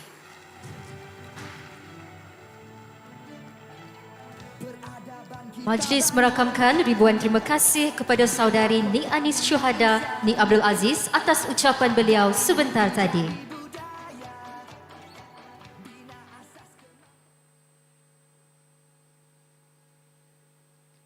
Sudilah Tuan jalan berlapan di malam kelam. Sudilah Tuan beri ucapan, kata ucapan pemanis kalam.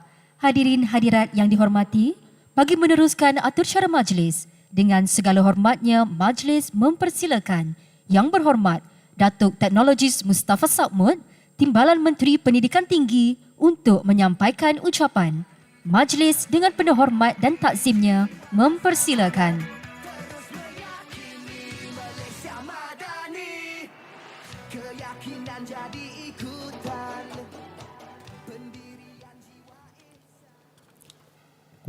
Terima kasih pengacara majlis. Bismillahirrahmanirrahim. Alhamdulillahirabbil alamin. Wassalatu wassalamu ala asyrafil anbiya'i wal mursalin wa ala alihi wa sahbihi ajmain. Assalamualaikum warahmatullahi wabarakatuh. Salam sejahtera, salam Malaysia Madani. Yang berusaha Profesor Dr. Azlinda Azman, Ketua Pengarah Pendidikan Tinggi Jabatan Pendidikan Tinggi.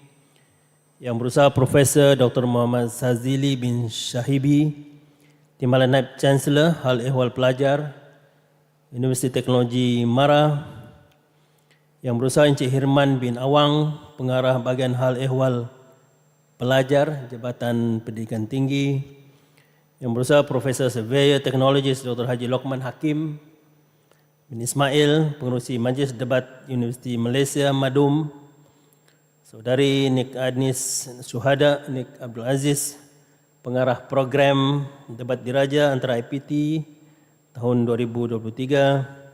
Saudara Muhammad Ili Faris Rahimuddin, Naib yang di-Pertua Majlis Perwakilan Pelajar Universiti Teknologi Mara, Pegawai-pegawai kanan Kementerian Pendidikan Tinggi dan Universiti, Timbalan-timbalan Naib Chancellor Universiti Awam dan IPTS, Barisan Hakim, peserta-peserta debat diraja, mahasiswa APTA dan IPTS, rakan-rakan strategi, rakan-rakan media, dan kita berikan tepukan gemuruh kepada pendebat kita yang hebat-hebat. Tuan-tuan dan puan-puan, dip-dip jemputan hadirin hadirat yang dimuliakan. Pertamanya kita panjatkan setinggi-tinggi kesyukuran kepada Allah SWT kita dapat sama-sama pada petang ini dalam majlis pertandingan akhir kategori Bahasa Inggeris Utama, pertandingan debat diraja antara institusi pendidikan tinggi IPT 2023 dapat diselesaikan pada petang ini. Sebelum saya melangkah jauh, saya mau jawab dulu pantun pengacara majlis. UiTM mantap cetus inspirasi menuju global persada dunia. Teruskan usaha mendidik jauh hari, lahirkan mahasiswa gemilang perkasa. Untuk makluman semua, selepas saya melapor diri di Kementerian Pengajian Tinggi pada 13 Disember, ini merupakan program yang pertama pada yang saya hadiri. Dan kalau saya tahu rupanya ada sudah clue-clue dia. Bulan lepas saya hadir ke UiTM Rembau juga bersama dengan Profesor Dr. Muhammad Zazili. Kita buat karnival kerjaya. Rupanya saya pun tidak tahu. Mungkin disebabkan program itu saya terus dilantik sebagai Timbalan Menteri KPT selepas itu. Tapi alhamdulillah ini antara saya pikir langkah awal dan tepat dalam bersama KPT, dan insya-Allah saya akan cuba guna pengalaman saya dalam Kementerian Sumber Manusia selama setahun dan juga pengalaman saya sebagai student leader dulu, dan memang semasa menjadi Presiden Majlis Belia Sabah dan juga Exco Majlis Belia Malaysia, kita banyak juga terlibat dengan program-program di universiti. Seingat saya pada tahun 2010, antara program akhir saya ialah setelah melaksanakan seminar di UMS, Universiti Malaysia Sabah, yang bertajuk Sabah Youth National Forum, yang melibatkan pelbagai panel forum, dan kita mengambil tajuk pada masa itu The Future of Net Generation. Bila kita cuba melihat ke depan, bagaimana sebenarnya masa depan generasi pada masa hadapan. Dan situlah saya pernah ditegur oleh yang amat berhormat mantan Ketua Menteri pada masa itu, apabila saya cuba membawa seorang panel itu daripada pembangkang pada masa itu, daripada Parti Keadilan Rakyat. Dimarahnya saya. Bila saya buat berkunjungan hormat, dia kata, kenapa boleh pilih panel daripada pihak pembangkang dalam program universiti? Saya kata, yang amat berhormat Datuk Seri pada masa itu, saya kata, kita ingin melihat bagaimana masa depan politik negara ini. Kita kena lihat kepelbagaian ini. Sebab kita ingin bersama membina negeri dan negara ini pada masa hadapan. Dan alhamdulillah, lihat sekarang ini apa yang telah berlaku. Kita sudah melihat perkara ini. Sebab akhirnya Malaysia ini untuk kestabilan politik, semua ahli-ahli politik kena bersatu untuk membina negara ini. Jadi saya rasa pemikiran pada masa itu memang tepat. Sebab kita boleh melihat, kita boleh melihat suasana politik yang akan berlaku pada masa hadapan pada masa itu. Okey, saya juga turut memohon maaf saya tidak dapat hadir di majlis penutup pada esok pagi sebab sudah ada urusan lebih awal. Yang berusaha Profesor, Doktor, tuan-tuan dan puan-puan, saya dipahamkan program ini telah berlangsung sejak 17 hingga 19 November 2023 untuk fasa 1, dan hari ini adalah pusingan akhir fasa 2 khusus untuk kategori Bahasa Inggeris Utama. Terdapat juga kategori lain yang dipertandingkan, iaitu Bahasa Melayu, Bahasa Inggeris dan Bahasa Arab. Yang pertamanya saya ingin ucapkan tahniah kepada pihak penganjur.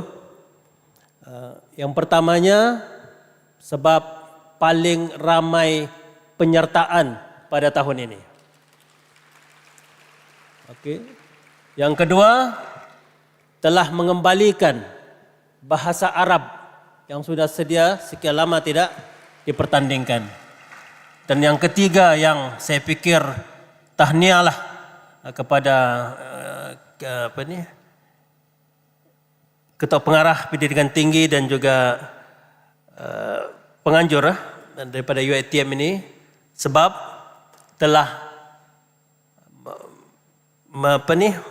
membuat satu polisi bahawa yang akan menjadi penganjur kepada debat pada tahun ini dan tahun mendatang ialah Majlis Perwakilan Pelajar sendiri dan juga mahasiswa dan mahasiswi. Ini amat baik.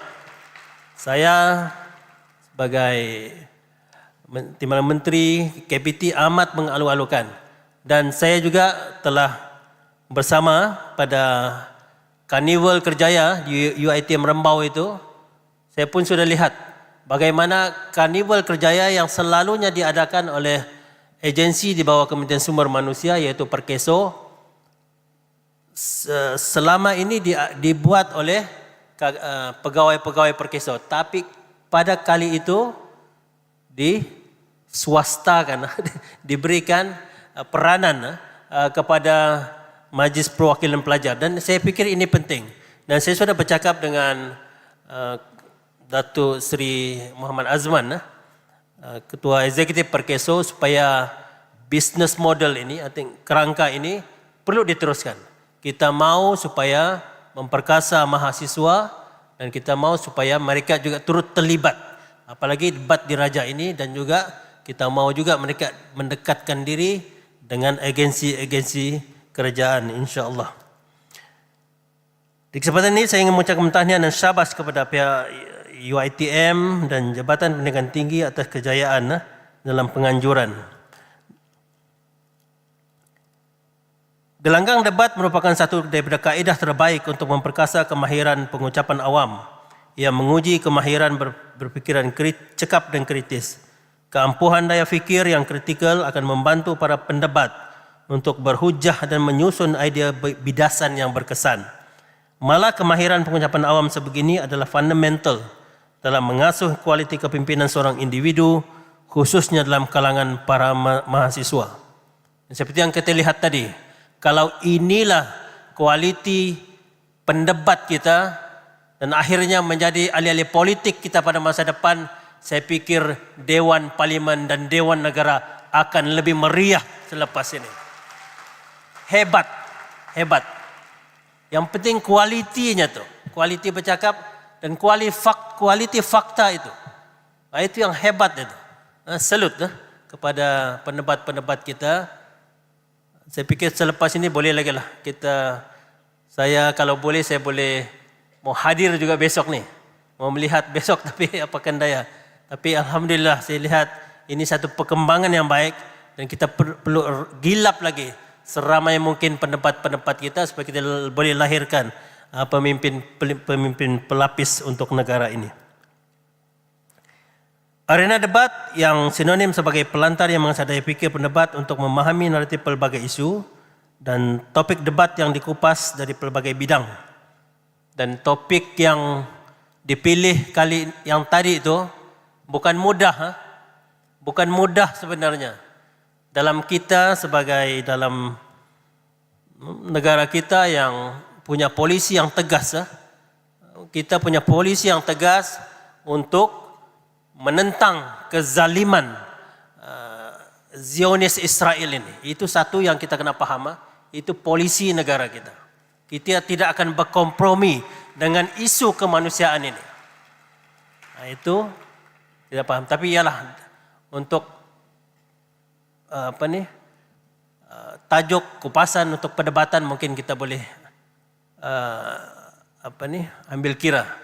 Tapi saya fikir kaedah perbahasan yang diutarakan oleh pendapat kita juga amat baik, terutama isu-isu yang agak kritikal dan sensitif yang telah diutarakan tadi.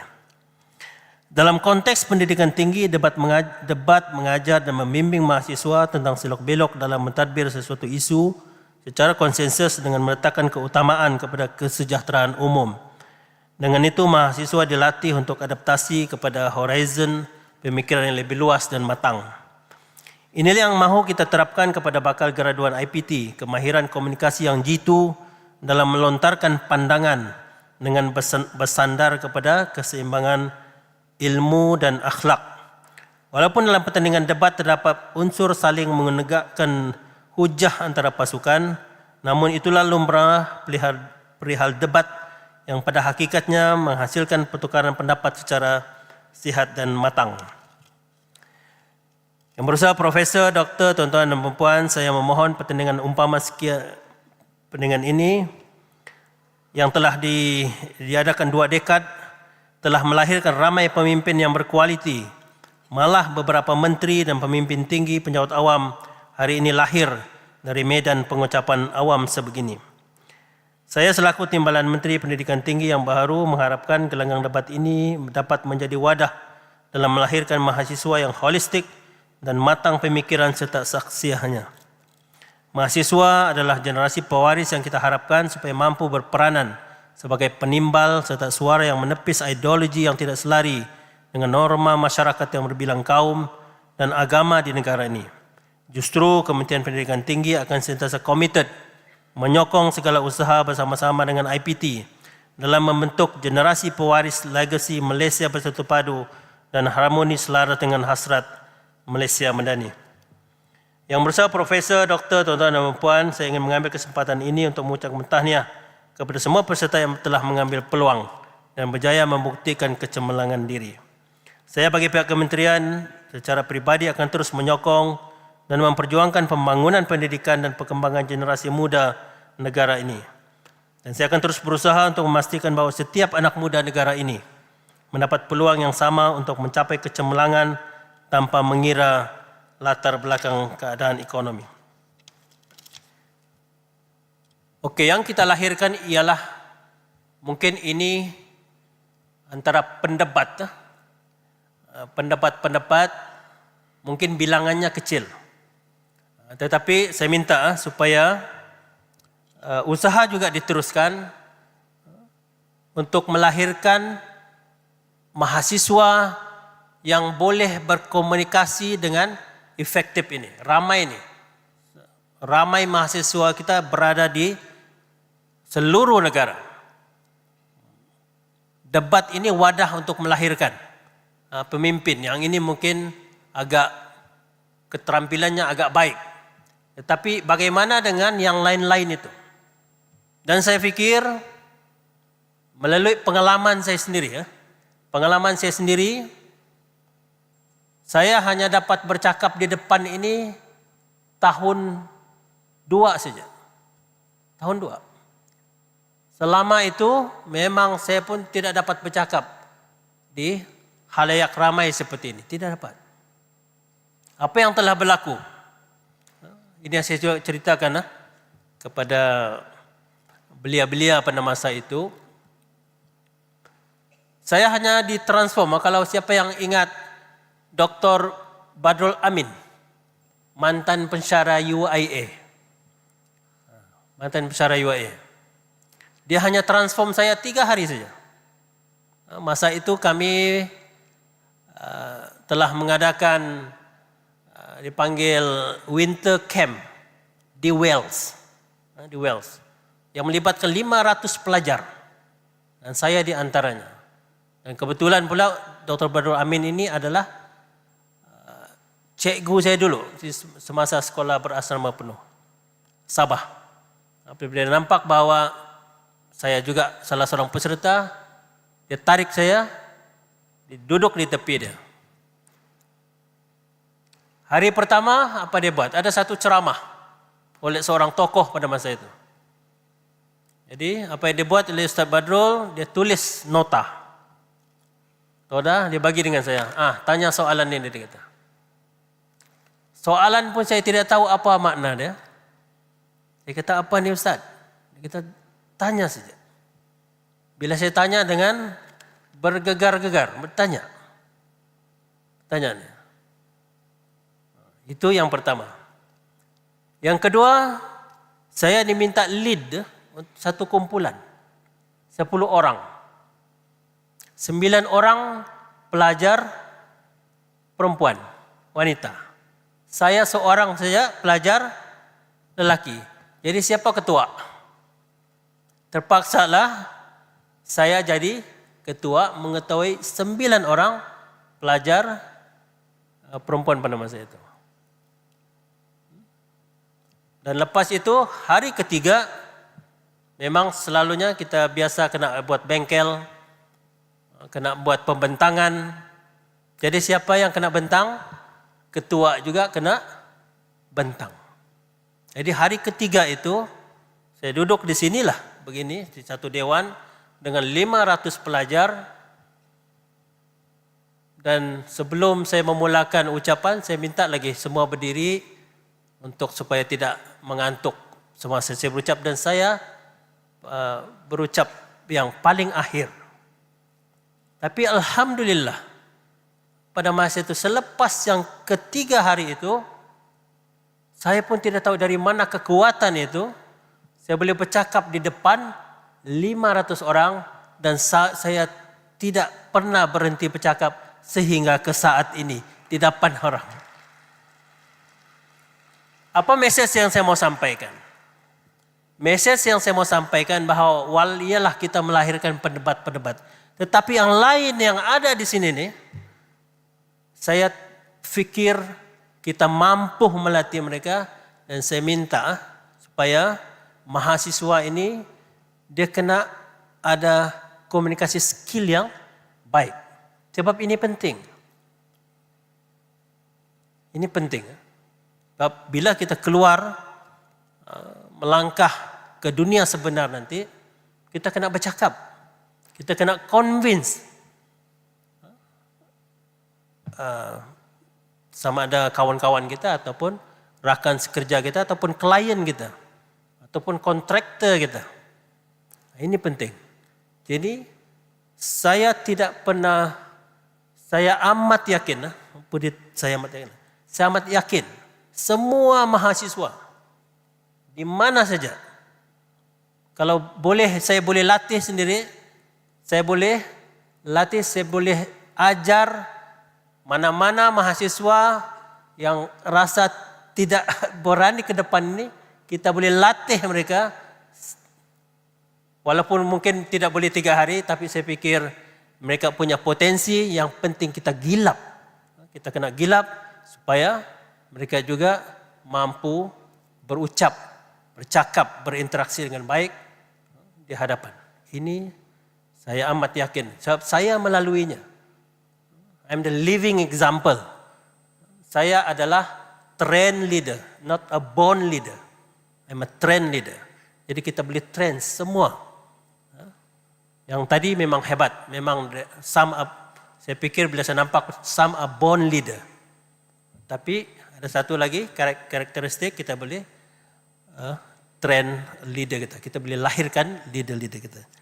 Jadi saya fikir ini satu wadah yang amat penting, dan saya amat berterima kasih Profesor kerana dapat memberi ruang kepada saya untuk bersama dalam program ini bersama mahasiswa. Saya fikir ini satu langkah awal, dan insya-Allah kita akan teruskan usaha ini, dan kita akan pastikan bahawa mahasiswa di negara ini akan lebih mantap lagi selepas ini, insya-Allah. Jadi sebelum saya mengakhiri ucapan ini, saya tutup dengan 2 rangkap pantun supaya pengurusi majlis kita boleh jawab nantilah. Perubahan minda biar bertahap, akal jati diri kekal, agar jati diri kekal terjana. Debat wadah akal budi digilap, melahirkan mahasiswa yang bijaksana. Gagasan madani aspirasi negara agar Malaysia maju gemilang. Hidup kita biar berjasa mendidik generasi jiwa cemerlang. Sekian, wabillahi taufiq wal hidayah. Assalamualaikum warahmatullahi wabarakatuh. Sekian, terima kasih. Terima kasih Yang Berhormat Datuk. Majlis memohon Yang Berhormat Datuk untuk terus kekal berada di atas pentas bagi meneruskan acara selanjutnya. Nampaknya saya sudah tiada pantun lagi, Datuk. Kita teruskan dengan acara yang seterusnya, iaitu acara yang dinanti-nantikan, sesi penyampaian hadiah bahagian pertama Pertandingan Debat Diraja antara IPT 2023. Oleh yang demikian, majlis mempersilakan Yang Berusaha Profesor Dr. Azlinda Azman Yang berusaha Profesor Dr. Haji Muhammad Sazili Syahibi. Yang berusaha Profesor Surveyor Teknologis Dr. Haji Lokman Ismail dan Saudari Ning Anis Syuhada Ning Abdul Aziz untuk bersama-sama naik ke pentas bagi menyempurnakan Majlis Penyampaian Hadiah.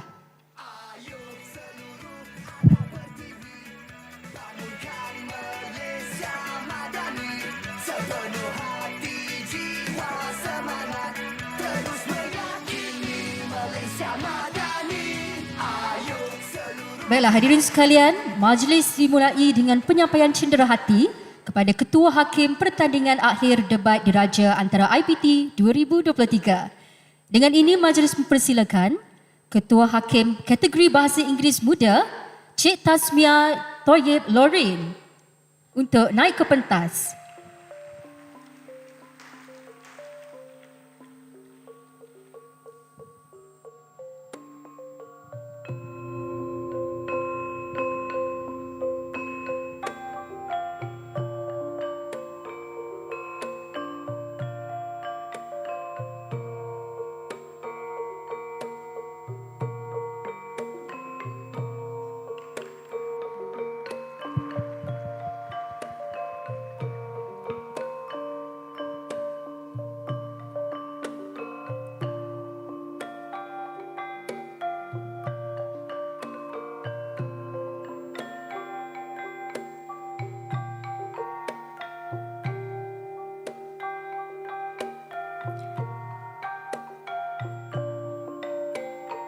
Seterusnya,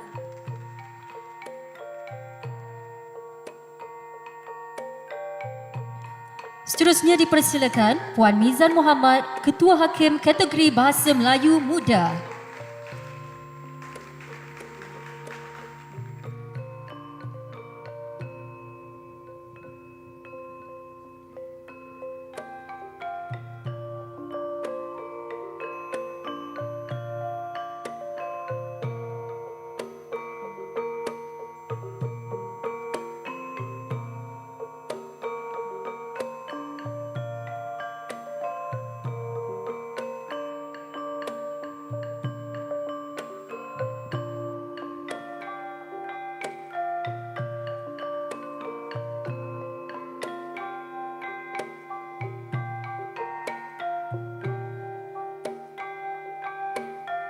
Seterusnya dipersilakan Encik Iqmal Hakimi Muhammad Helmi, Ketua Hakim kategori Bahasa Arab Utama.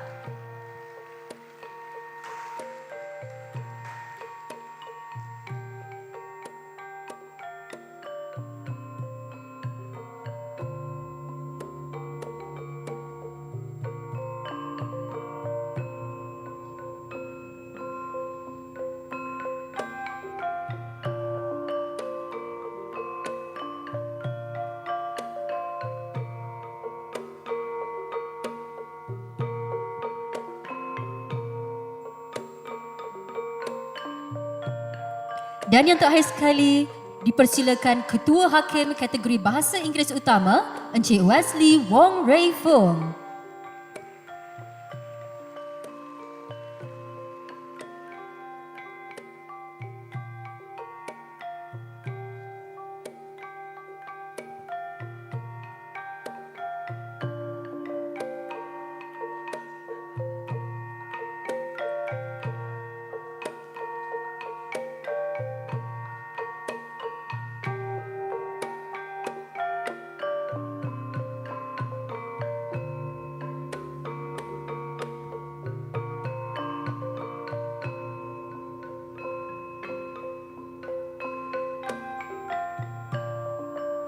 Terima kasih diucapkan buat semua ketua hakim.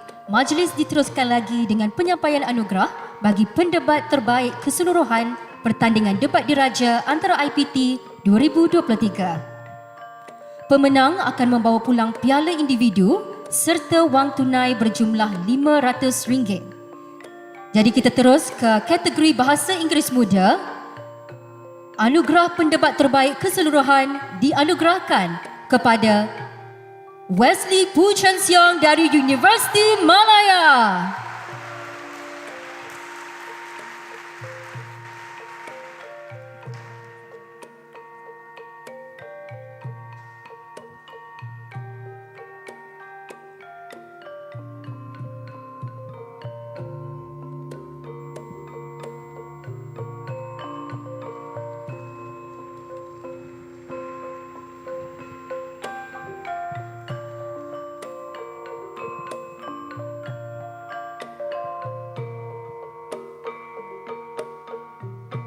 Seterusnya, bagi kategori Bahasa Melayu Muda, anugerah pendebat terbaik keseluruhan dianugerahkan kepada Saudara Faris Daniel Rizal bin Zainul Rizal dari Universiti Utara Malaysia.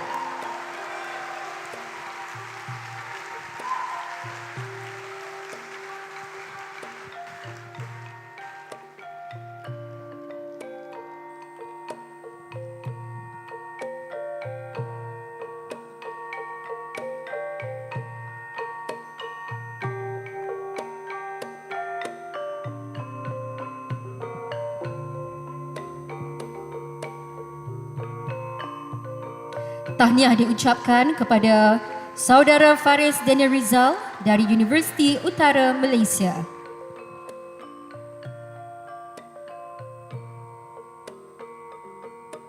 Seterusnya, bagi kategori Bahasa Arab, anugerah pendebat terbaik keseluruhan dianugerahkan kepada Saudara Muhammad Afiq Arshad bin Awang dari Universiti Sains Islam Malaysia.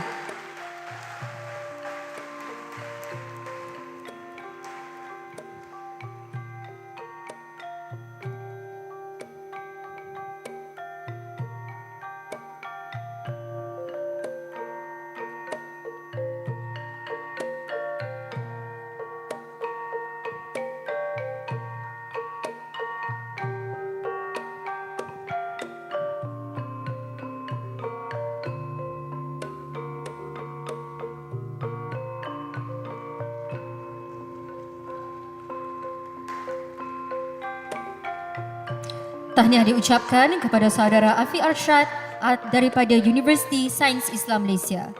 Seterusnya, bagi kategori Bahasa Inggeris Utama, anugerah pendebat terbaik keseluruhan dianugerahkan kepada Saudari Catherine Alicia Nathan dari Universiti Malaya.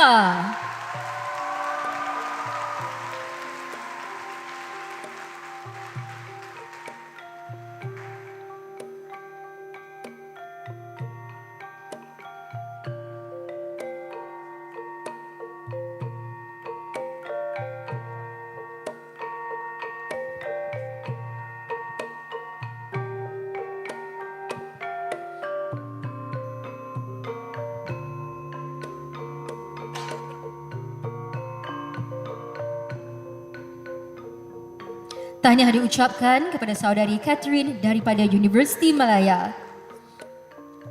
Baiklah, akhir sekali kita beralih ke kategori Bahasa Melayu Utama. Anugerah pendebat terbaik keseluruhan dianugerahkan kepada Saudara Muhammad Alif Izzuddin bin Azmali dari Universiti Teknologi Mara.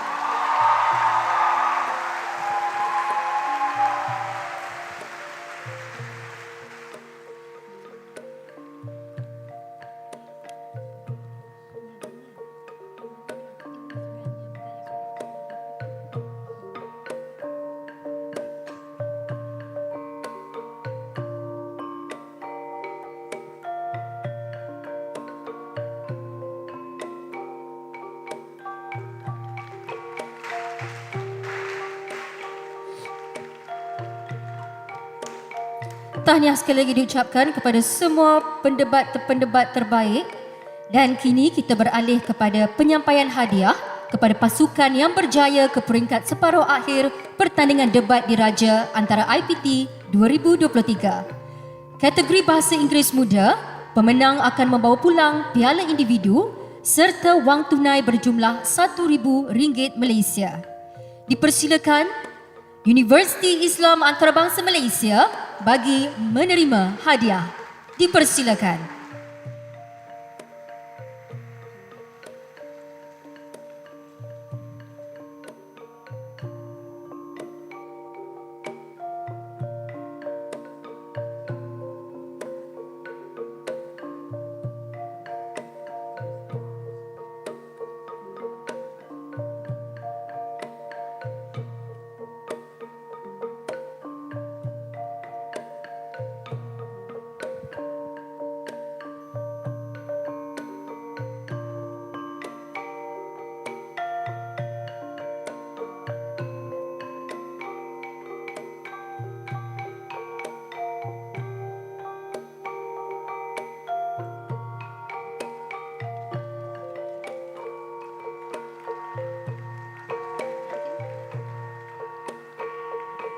Seterusnya, majlis mempersilakan pasukan yang seterusnya daripada Universiti Teknologi Mara untuk naik ke pentas bagi menerima hadiah.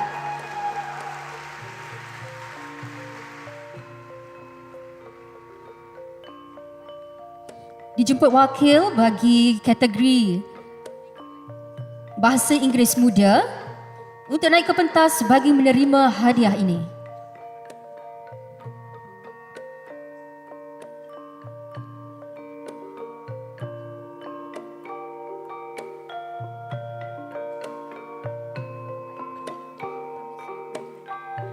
Maaf, terdapat sedikit kesilapan. Kita umumkan kembali untuk pasukan kedua yang berjaya ke peringkat separuh akhir ini adalah daripada Universiti Putra Malaysia. Dipersilakan.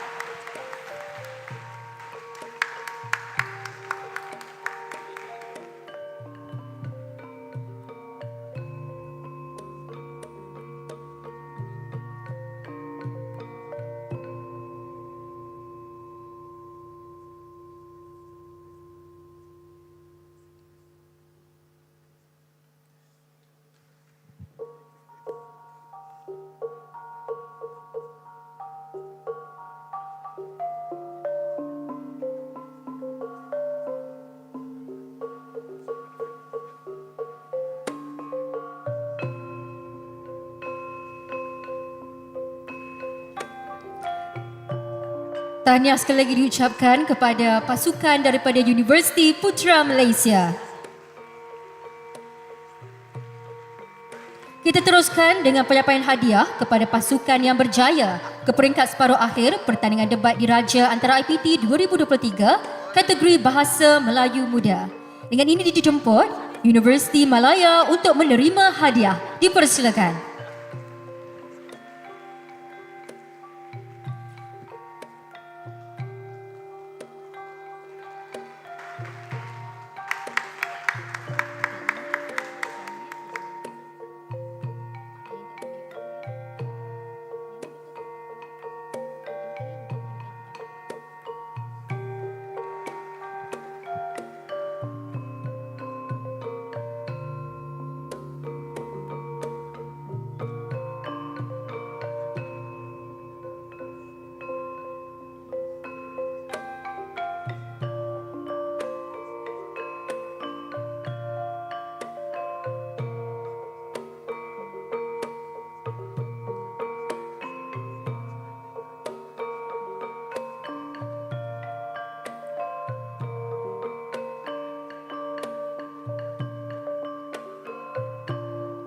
Tahniah diucapkan dan seterusnya majlis mempersilakan Universiti Pertahanan Nasional Malaysia untuk naik ke pentas bagi menerima hadiah yang seterusnya.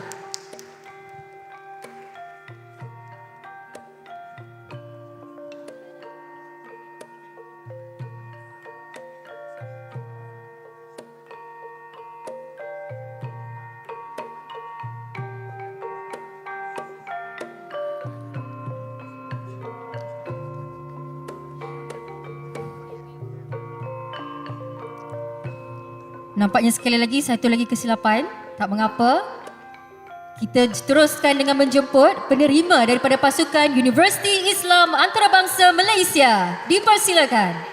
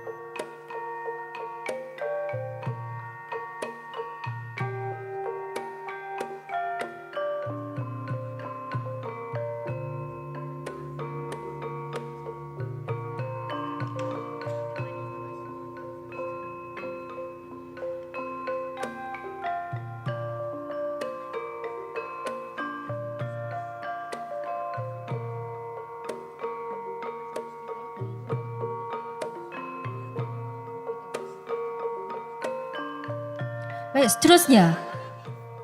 Bagi penyampaian hadiah kepada pasukan yang berjaya ke peringkat separuh akhir bagi kategori Bahasa Arab, dipersilakan pasukan daripada Universiti Islam Antarabangsa Malaysia, pasukan A.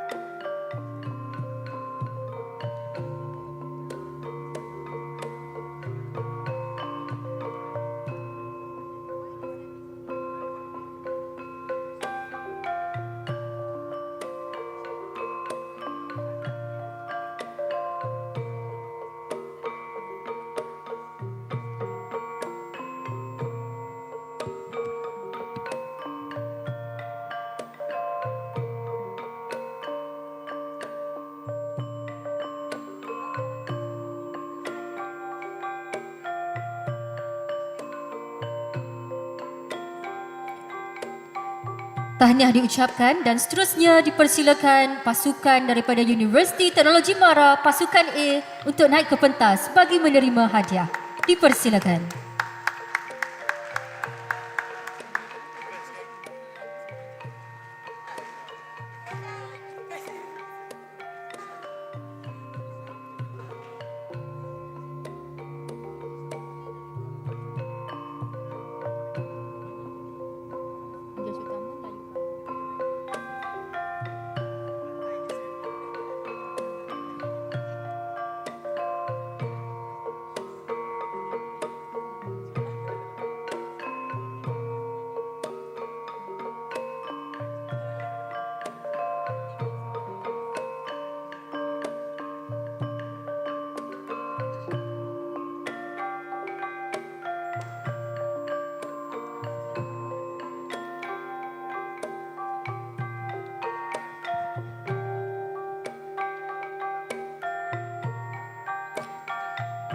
Bagi kategori Bahasa Inggeris Utama, dipersilakan pasukan daripada Universiti Islam Antarabangsa Malaysia bagi menerima hadiah.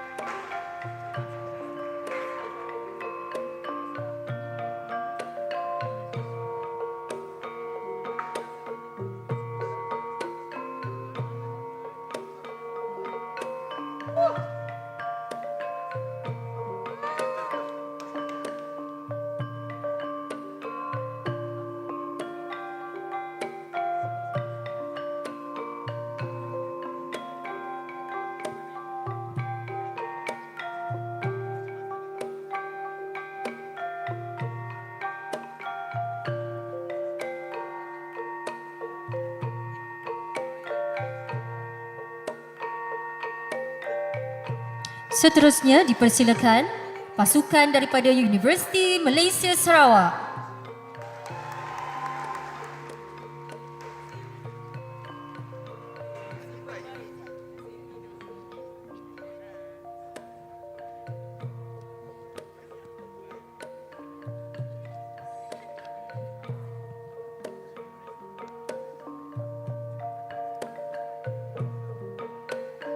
Dijemput wakil daripada Unimas.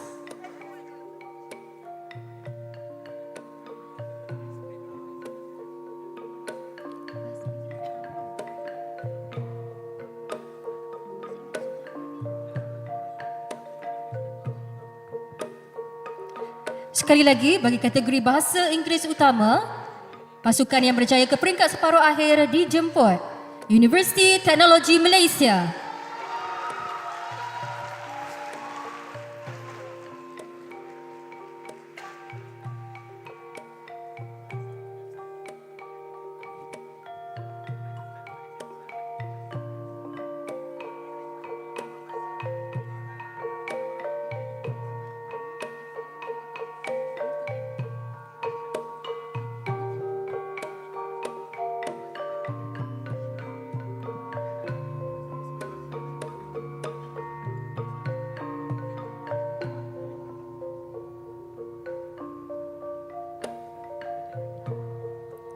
Dan seterusnya, kategori Bahasa Melayu Utama, pasukan yang berjaya ke peringkat separuh akhir bagi kategori ini dipersilakan Universiti Sains Malaysia.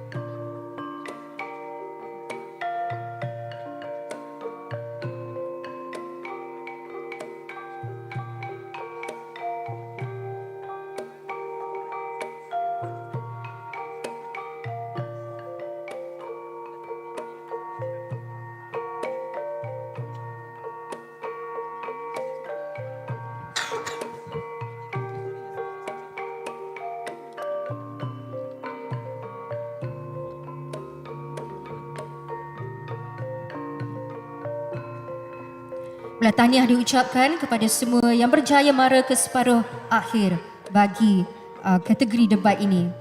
Hadirin sekalian, untuk makluman, pertandingan akhir debat diraja antara IPT 2023 bagi kategori Bahasa Melayu Utama. Majlis mempersilakan Universiti Teknologi Mara untuk naik ke pentas bagi menerima hadiah.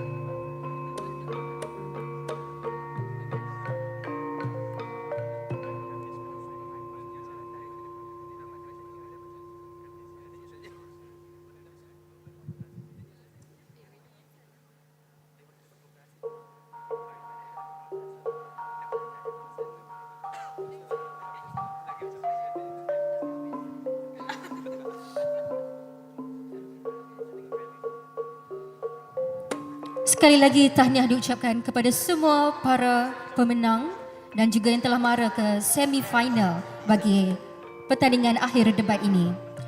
Hadirin sekalian, pertandingan ini bagi kategori Bahasa Inggeris Muda telah pun mempertemukan dua pasukan, iaitu daripada Universiti Malaya dan Universiti Malaysia Sarawak. Ianya telah berlangsung pada sebelah pagi di Dewan Al-Farabi Fakulti Undang-Undang Universiti Teknologi Mara. Jadi dengan ini majlis diteruskan dengan penyampaian hadiah bagi pendebat terbaik pertandingan akhir debat diraja antara IPT 2023 bagi kategori Bahasa Inggeris Muda. Barisan panel hakim dengan ini telah bersetuju untuk menganugerahkan pendebat terbaik pertandingan akhir debat diraja antara IPT 2023 bagi kategori Bahasa Inggeris Muda kepada Saudara Wesley Puchan Siang dari Universiti Malaya. Dipersilakan Saudara Wesley, pemenang akan membawa pulang piala individu beserta wang tunai berjumlah RM500 Malaysia.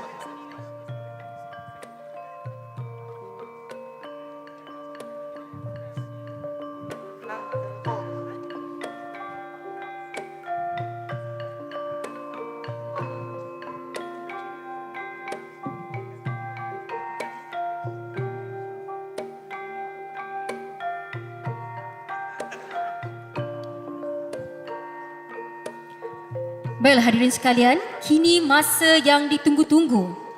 Johan bagi pertandingan debat diraja antara IPT 2023 bagi kategori Bahasa Inggeris Muda. Hakim telah membuat keputusan dan Johan pertandingan debat diraja ini dianugerahkan kepada Universiti Malaya. Oleh itu, kita dipersilakan pasukan naib Johan daripada Universiti Malaysia Sarawak untuk naik ke pentas bagi menerima hadiah kemenangan.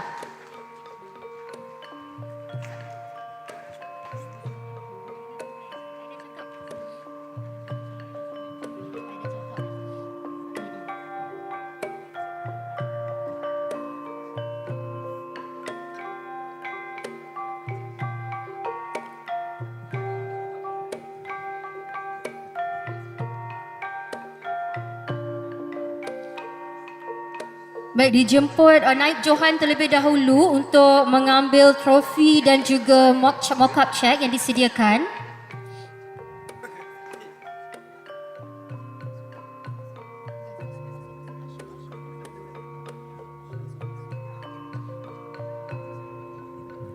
Okey, kita minta Naib Johan terlebih dahulu untuk mendatang ke atas pentas dan menerima hadiah. Berikan tepukan kepada pasukan daripada Unimas.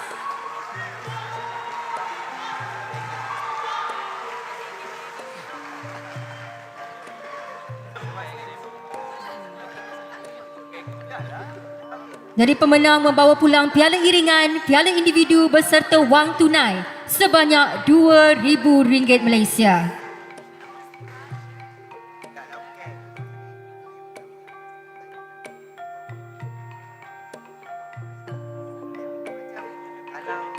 Tahniah diucapkan. Seterusnya, kita beralih kepada Johan.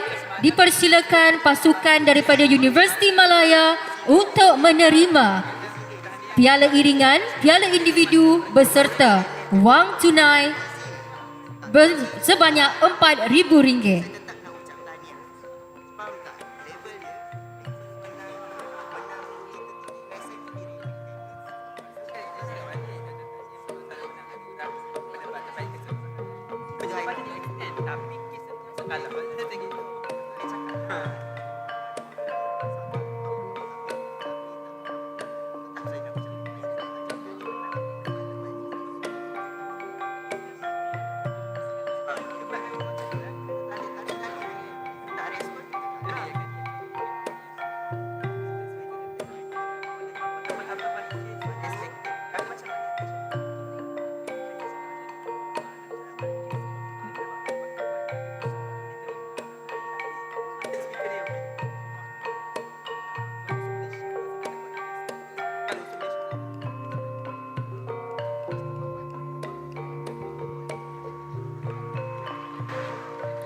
Tahniah diucapkan kepada Johan bagi kategori Bahasa Inggeris Muda dan tahniah diucapkan kepada pendebat-pendebat daripada Universiti Malaya.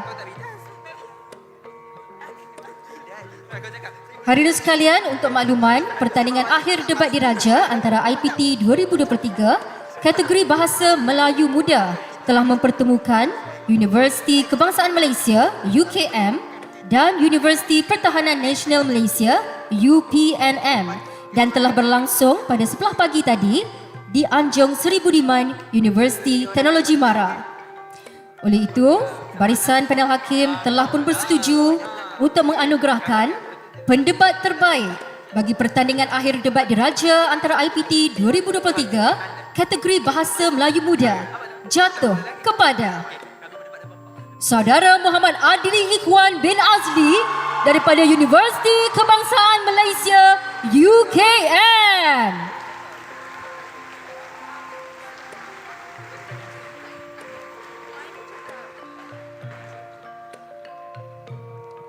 Dipersilakan Saudara Muhammad Adli Ikhwan bin Azli daripada UKM untuk menerima hadiah yang berupa piala individu dan wang tunai bernilai RM500 Malaysia.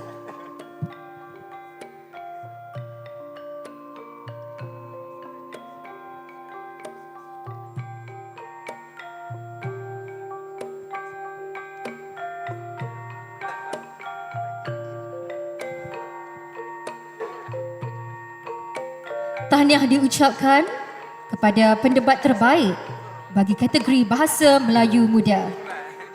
Hadirin sekalian, kita beralih kepada satu lagi masa yang ditunggu-tunggu, iaitu pengumuman pemenang bagi kategori Bahasa Melayu Muda.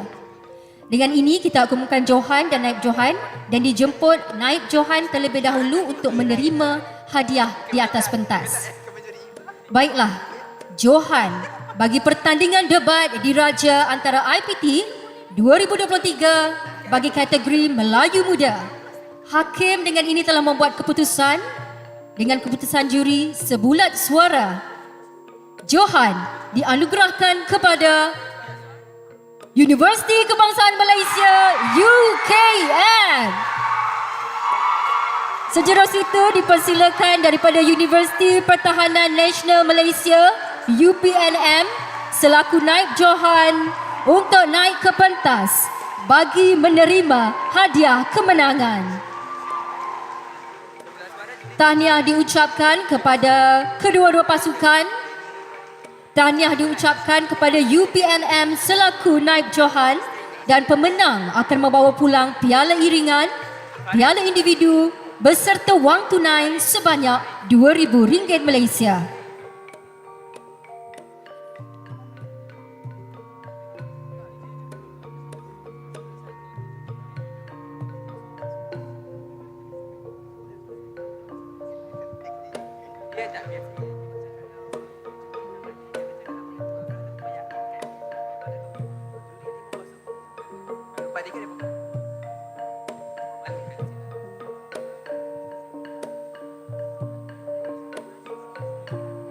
Tahniah sekali lagi diucapkan kepada pendebat-pendebat daripada Universiti Pertahanan Nasional Malaysia, UPNM. Seterusnya, dipersilakan selaku Johan Pertandingan Debat Diraja antara IPT 2023 bagi kategori Bahasa Melayu Muda, Universiti Kebangsaan Malaysia, UKM.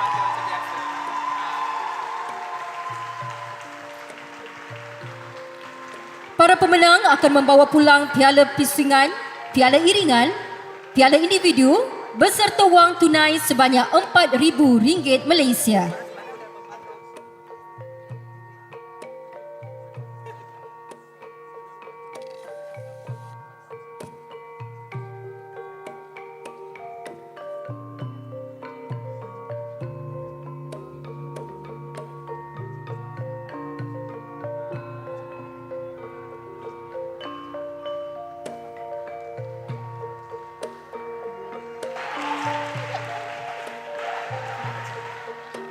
Tahniah diucapkan kepada pendebat-pendebat daripada Universiti Kebangsaan Malaysia. Seterusnya, dipersilakan kepada semua div-div kehormat untuk naik ke atas pentas bagi menyempurnakan sesi fotografi bersama para pemenang. Dipersilakan yang berbahagia Datin Rosnih Nasir, yang berusaha Encik Himan Awang, yang berusaha Profesor Surveyor Teknologis Dr. Haji Lokman Hakim serta Saudara Muhammad Ili Faris Rahimuddin untuk bersama-sama di atas pentas bagi sesi fotografi. Dijemput kepada semua para pemenang untuk kebahagiaan hadapan pentas bagi menyempurnakan sesi ini.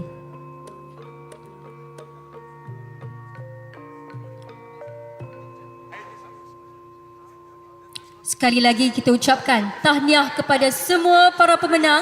Berikan tepukan yang gemuruh buat semua para pendebat daripada universiti-universiti antarabangsa ini.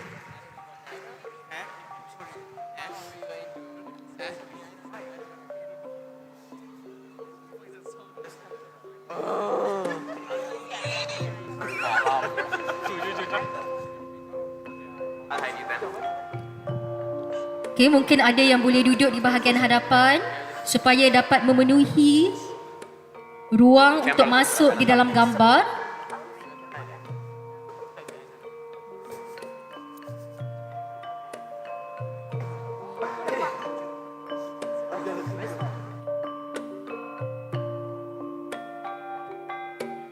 Jadi masih lagi ada ruang di bahagian tengah ini yang boleh dimasukkan.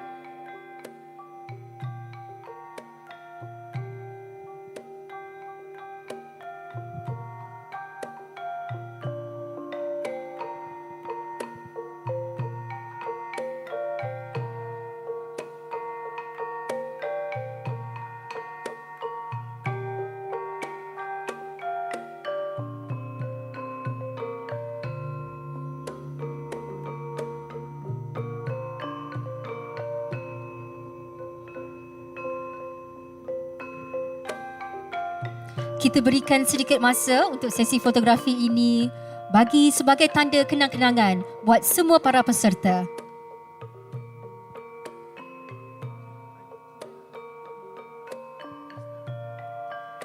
Okay, 1, 2, 3. Smile. Freestyle. Semua boleh buat thumbs up.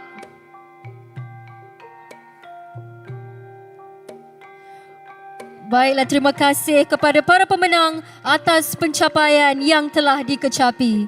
Tahniah sekali lagi diucapkan kepada semua pemenang dan semua para pendebat. Dimohon kepada div-div kehormat terus kekal di atas pentas. Dengan ini majlis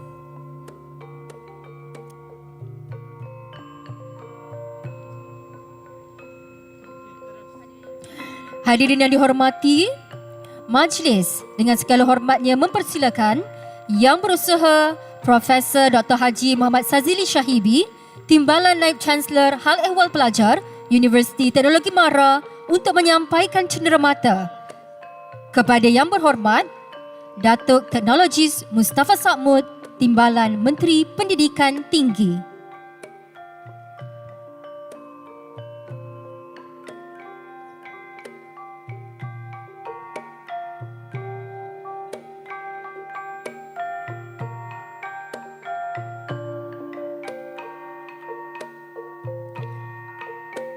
Dengan berakhirnya sesi bergambar itu, maka berakhirlah sudah majlis kita pada hari ini.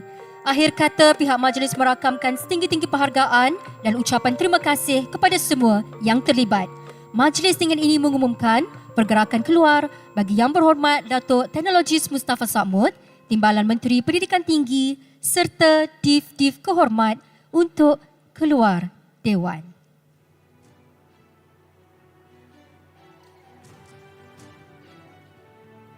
Hadirin dimohon untuk berdiri. Bina kota, bina insan. Dari budi jadi budaya. Bina asas kemampanan. Kesejahteraan masa depan. Ayo. Sekalung penghargaan diucapkan kepada Yang Berhormat Timbalan Menteri dan Isteri serta para hadirin serta div-div kehormat yang sudi meluangkan masa pada hari ini bagi menyempurnakan majlis yang telah pun disempurnakan sebentar tadi.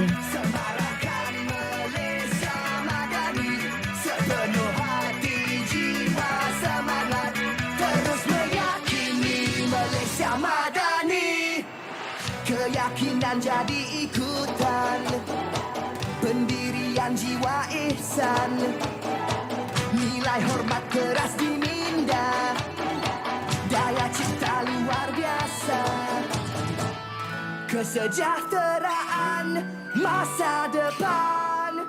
Ayo seluruh anak bertivi, bangunkan Malaysia madani, sepenuh hati jiwa semangat, terus meyakini. Baiklah, untuk makluman semua para mahasiswa,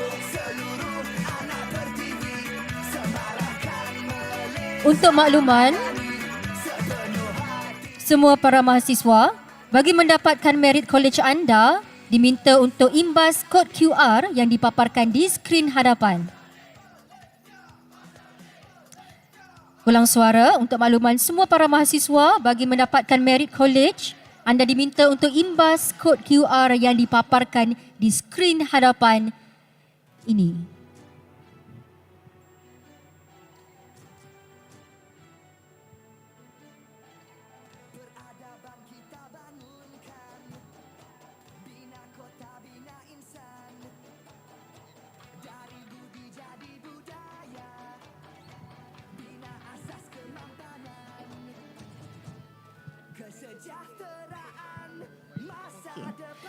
Baiklah, untuk makluman semua para hadirin juga, kini di luar Dewan kita ada Royal Fest dan kita jemput semua untuk hadir ke Royal Fest. Kita ada pelbagai jenis vendor, pelbagai jualan untuk anda membeli belah.